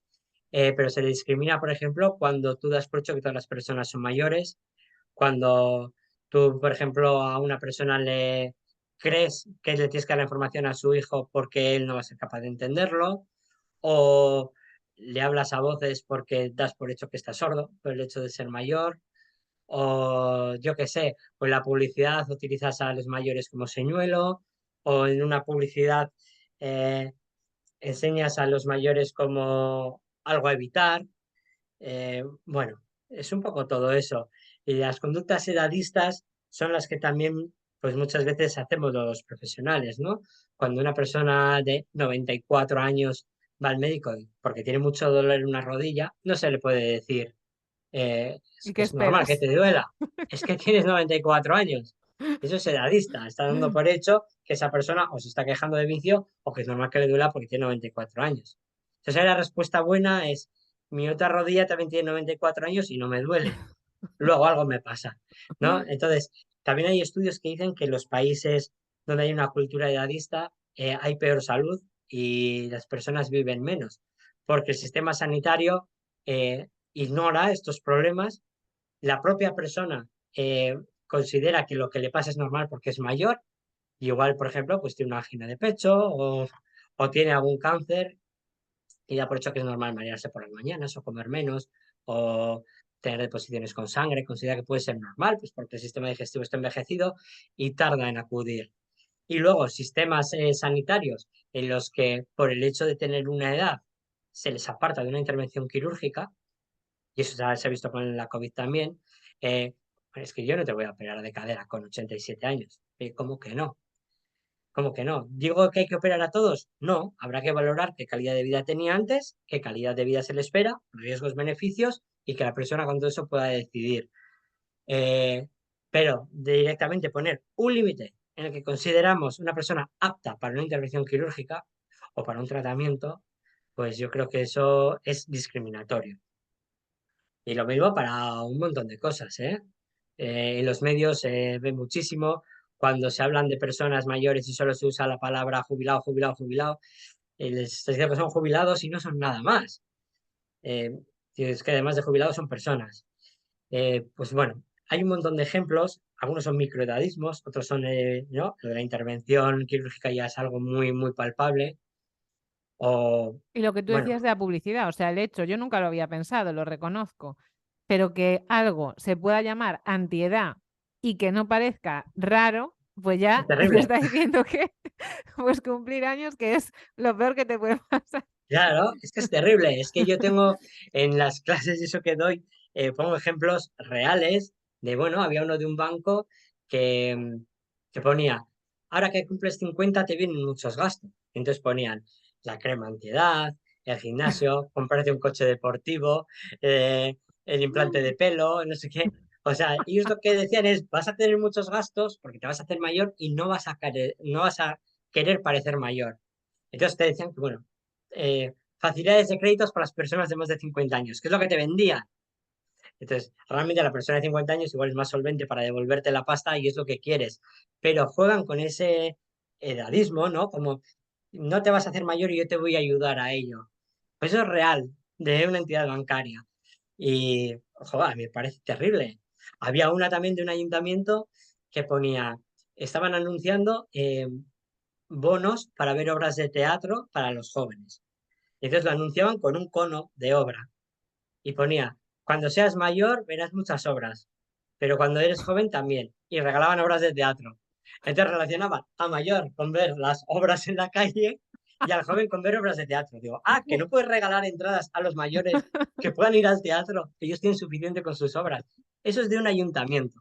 Madre Es mía. decir, si eso no es edadismo, que baje Dios se lo vea. Quiero decir, son cosas que se han publicado y se han dado como normal y no sé, a mí se me caen los ojos, o sea, también yo estoy muy sensibilizado, ¿eh? Claro, Pero sí, sí, tengo pero ejemplos y ejemplos y ejemplos, ¿eh? Ponía, por ejemplo, el de Masterchef, ¿no? En televisión española que sacó un especial Masterchef, abuelos. Y digo, claro. espero que todos tengan nietos, porque, Espero, sí. porque sí, anda que no le puedes llamar de mil maneras, ¿no? Masterchef senior, Senior, sí. Masterchef mayores, yo qué sé, eh, yo qué sé, se me ocurren muchas ideas, ¿eh? Grandes expertos, yo qué sé, pero, hombre, Masterchef abuelos, creo que es lo peor que pudieron hacer. No, sí, sí, sí, es flipante y es también espero eso, que pues con pues personas como tú que divulgan y que eso, porque al final lo que tienes es muy, o sea, es muy evidente. Cuando lo piensas dices, sí, pero es que está tan insertado dentro de nuestra dinámica que Mira, dices, lo veo normal. hay una aplicación que es bastante famosa y conocida y yo creo que hacen una labor increíble. O sea, hacen una labor maravillosa que jamás criticaré. Pero critico el nombre, que es Adopta a un abuelo. Ay, Y madre. y es bastante famosa porque lo que hacen es poner en contacto personas voluntarias con personas mayores, sobre todo que viven en residencias o en sus domicilios, que están solos, y lo que hacen es ponerse en contacto pues, para que tengan una relación, pues para hablar, para charlar, pues salir a tomar un café. Pero adopta a un abuelo Sí, suena fatal. me parece terrible. Primero, porque tú no estás adoptando, no es una mascota, ni es un niño, ni es, o sea, no estás adoptando, estás acompañando. Y segundo, no es un abuelo, porque si es un abuelo posiblemente tenga nietos y ya tenga la compañía que tú no le tienes que dar. Entonces, insisto, creo que lo que hacen es maravilloso, ¿eh? Ojalá hubiera más como ellos, pero creo que el nombre es muy edadista, muy Totalmente. edadista. Sí, sí, sí, sí. Me parece Entonces, increíble eso.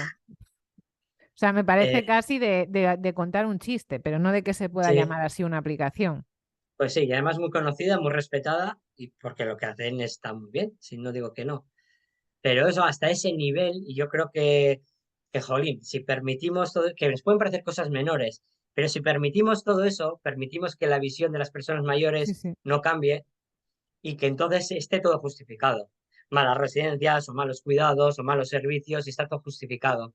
Porque consideramos a las personas mayores todas iguales, todas de una manera, todas vulnerables y al final caemos en ese error. Entonces yo creo que empezar a hablar con ellos con respeto y con propiedad es fundamental para que todo lo demás fluya.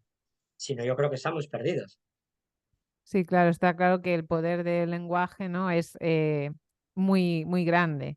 Mm, Y otras cosas. Me estaba viniendo a la mente que cuando estaba en el grado hice las prácticas de nutrición clínica en un hospital de larga estancia y había un señor que cuando yo iba a su planta siempre se levantaba. Se levantaba porque quería verme. ¿Por qué? Porque yo le saludaba cuando entraba a la habitación porque me parecía lo normal entrar en una habitación y decir hola. sí. Y a lo mejor, pues yo qué sé, pues tenía la ventana abierta y yo le decía, ¿tienes frío? ¿Quieres que te cierre la ventana y tal? Y yo veía cómo se había ya normalizado tratar ahí a como si estuviese un muñeco Mm. en vez de una persona. Es lo que te decía yo al principio, que me decían, ya sé cuál es tu truco, que les tratas como si fueran personas normales. Es que es exactamente lo que estás diciendo tú. Hola, buenos días. Oye, hace un poco de frío en esta habitación. ¿Te cierro la ventana o estás a gusto? Igual te dice, no, estoy bien. ¿Te importa que la cierre mientras esté yo? Luego la abro cuando... Una conversación entre dos personas normales, entre dos personas que se tienen que tratar como iguales. Cuando tú estás por encima y hay una relación de desigualdad, es una relación paternalista y edadista, y entonces lo vas a hacer mal, la persona se va a sentir mal, y no vas a crear un puente de confianza que cuando necesite algo acuda a ti. Entonces, algo tan, eso, tratarles como personas normales. Lo que hacías tú es una relación de iguales. Yo siempre me he considerado, o si no, siempre he aprendido a considerarme igual a las personas mayores que cuido. Yo soy igual a ellos. Somos dos personas, cada uno con su rol, pero dos personas iguales. Que nadie tiene que estar por encima de nadie. Y si en algún momento tuviera que haber algún desequilibrio, el perjudicado debería ser yo. Porque él está en su casa y yo soy el profesional. Pero insisto, dos personas iguales y ahí no va a haber problema de nada. Pero para eso los estereotipos, los mitos, el edadismo, todo eso tiene que desaparecer, porque si no, no hacemos nada. Tú ya lo has hablado, ¿no? Durante la entrevista, pero creo que en el blog tienes un artículo sobre sedación paliativa. O en Twitter, pero de algún Sí. lado me lo saqué. Em, y eso yo cuando lo leí, pues claro, yo me pregunté, ¿eso qué significa? O sea, eutanasia, ¿no? Eso es lo que yo estaba pensando, porque nunca había escuchado esa expresión de sedación paliativa. Entonces, sobre ese tema te refieres a todo lo que estabas hablando antes de que la persona pueda morir dignamente, pues por ejemplo, en una residencia. Ujú. Sí, yo creo que por Twitter he hablado sobre eso y en algún artículo del blog he pasado por encima de ello, sobre todo eso cuando defendía que las personas no todas tengan que ir al hospital en caso de una infección grave. Eh, con la sedación paliativa y el problema es el estigma social que tiene y se considera que cuando a una persona le seda se muere, ¿no? Lo que se hace con un perro en una clínica veterinaria. Pero cuando a una persona se le seda no se muere. O sea, eso que quede claro. Tú con una sedación no matas a nadie, porque la eutanasia como tal está prohibida. Ahora que se ha abierto, pero no es lo que pensamos, ¿eh? Hay una serie de trámites. Eh, la sedación, hay muchas sedaciones distintas. La sedación paliativa como tal, que es lo que tanto miedo da, es bajar la conciencia de la persona hasta un punto en el que deje de tener síntomas. O sea, no hasta que esté dormido. Pero, por ejemplo, una persona que tiene un cáncer de pulmón y que está con una respiración que le hace sufrir, que no es suficiente para mantener la oxigenación, que la agobia mucho, que esa persona está sufriendo y jadeando, boqueando como un pez. A esa persona tú le vas a bajar el nivel de conciencia hasta un punto en el que ese síntoma desaparezca. Normalmente sí que es verdad que es hasta que la persona se queda dormida. Y entonces en este caso pues le pondrías oxígeno, lo que sea. Eh, pero eso se hace cuando con los tratamientos convencionales no has conseguido, que son lo que se llaman síntomas refractarios, que son Ujú. los síntomas que por mucho que trates no desaparecen. Entonces llega un momento en el que esa persona lo que hay que hacer es sedarla. ¿Eso quiere decir que se va a morir? No, la enfermedad sigue su curso, pero sin síntomas. ¿Qué es lo que pasa? Que cuando la persona está muy sedada, pues quizá deje de comer, deje de beber, y entonces la muerte pues puede acelerarse, pero no por los medicamentos en sí. Es decir, tú lo que le metes no le mata, es todo lo que viene alrededor. Y además es reversible. Si tú a esa persona dejas de meterle medicamentos, la persona va a volver a despertar. Entonces, lo que pasa es que hay mucho estigma, todo el mundo habla de esto, mezclan eutanasia con sedación, con dormirle, ya le han dormido, o con la sedación terminal, que es así que es irreversible. Y bueno, hay un montón de conceptos ahí muy mezclados, pero la sedación paliativa está considerada una buena praxis y no hacerla está considerada una mala praxis, porque lo que estás haciendo es tratar los síntomas. Y creo que eso lo querríamos todos para nosotros y los nuestros. Pero quizá también sea difícil, si nunca has estado en una situación así, imaginar o empatizar con una persona que está sufriendo las 24 horas del día. Mm. Y por eso desde fuera se ve, y también los miedos estos típicos de, bueno, entonces van a poder hacer lo que les da la gana y para quitarse una persona de encima y no escucharla, pues ala, pues le van a meter lo que sea, Ya, ¿no? claro.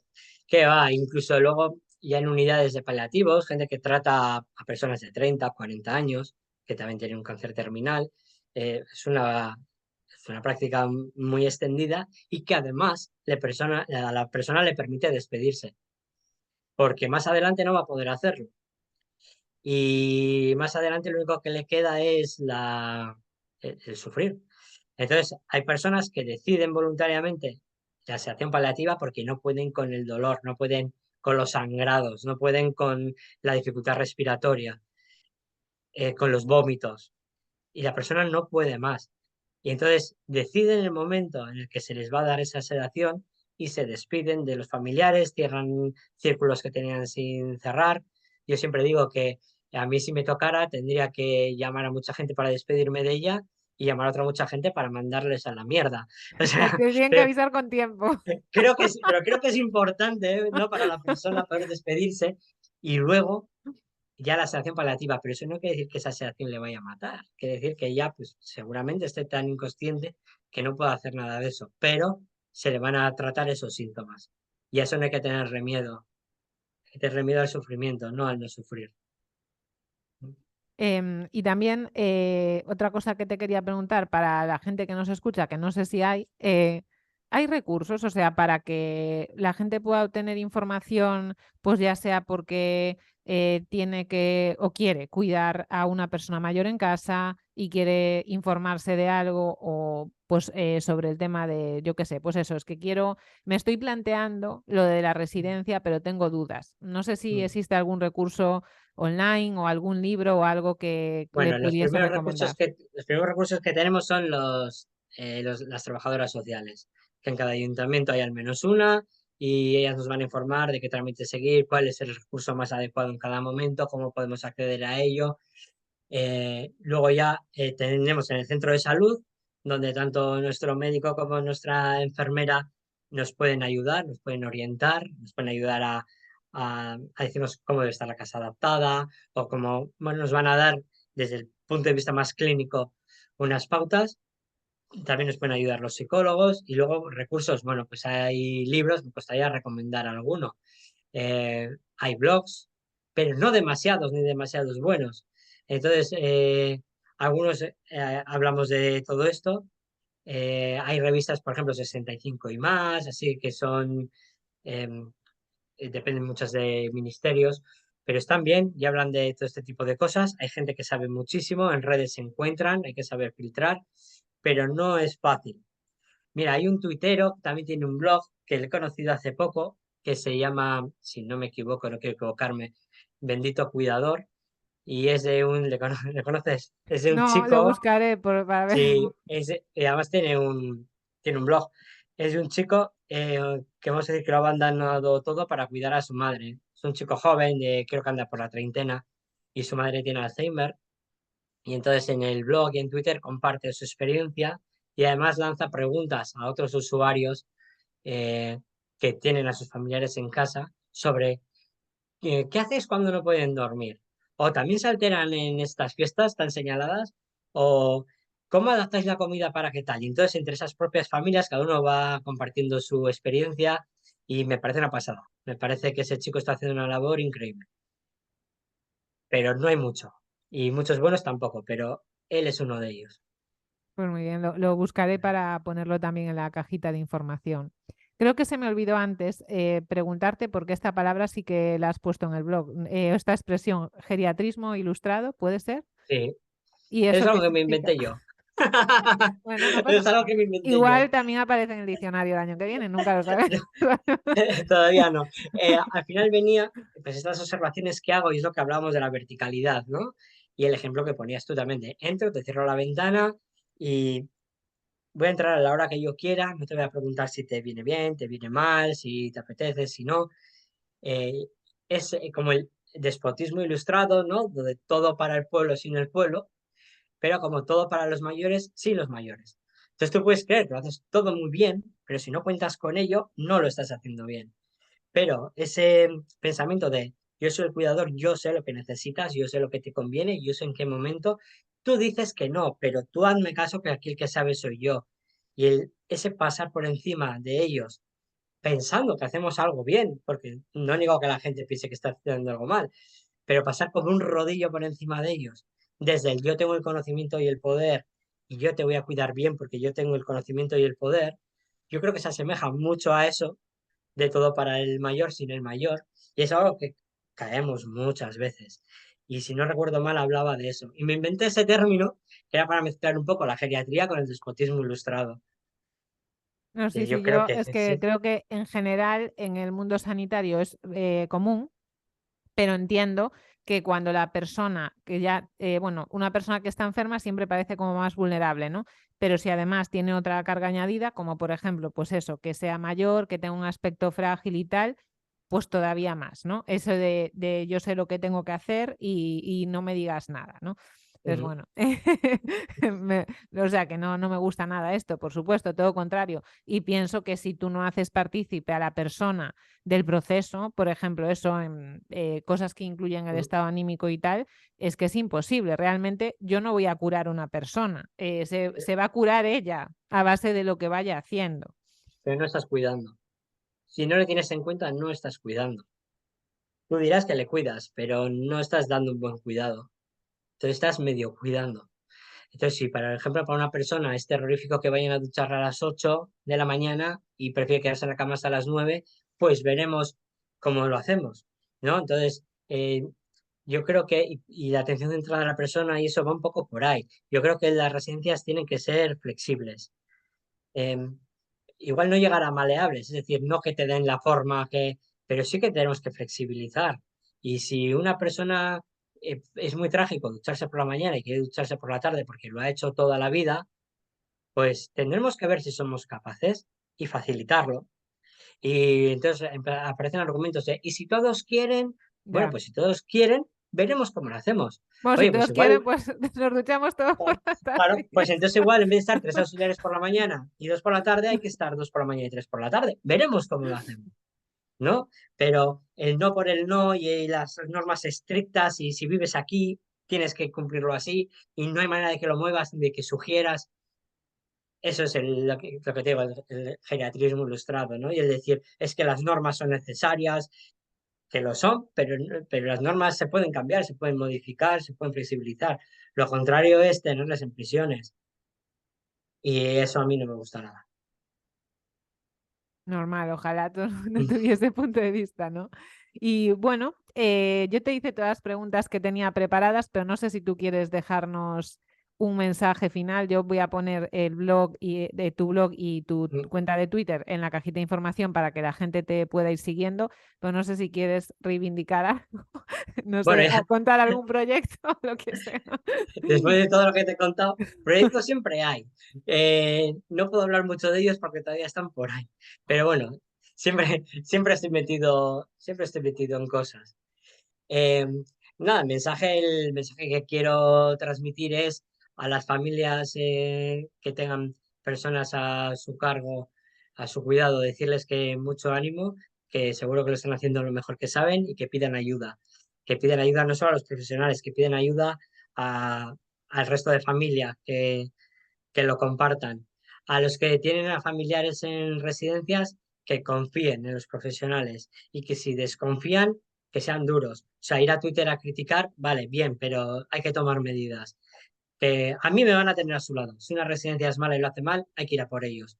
Pero por lo general, las residencias suelen ser sitios eh, buenos, donde las personas están bien cuidadas, aunque insisto que hay mucho que cambiar, mucha cultura, todo esto eh, que yo digo, creo que es la cultura que se tiene que llevar y por ahí van un poco los tiros.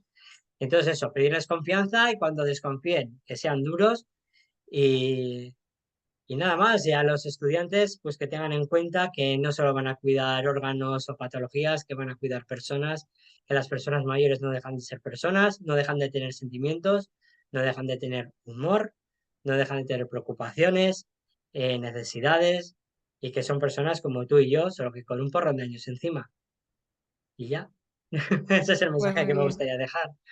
Pues nada, pues muchísimas gracias porque pues la verdad es que no me conocías de nada y te mandé un mensaje así, en plan, si te podía hacer una entrevista y desde el primer momento fuiste súper accesible para mí y agradezco muchísimo que una persona con pasión por su profesión, con tantos conocimientos y tanta experiencia, pues me haya dedicado este tiempo que para mí es muy valioso y poderlo compartir con otras personas. Hombre, para mí es un placer porque al final somos tan poquitos los que hablamos y en tan pocos espacios que allá donde podamos ir y decir, oye, que estamos aquí, estamos para ayudar, queremos hacerlo bien, para mí es un honor. Entonces yo te lo agradezco. Y encima haces publicidad de mi blog, Claro que sí. así que todos contentos. Para mí ha sido un placer. Bueno, pues muchas gracias a todos. Espero que la entrevista os haya gustado. Os dejaré el blog y el Twitter de Jonathan para que lo sigáis y nos vemos la próxima semana. Hasta luego.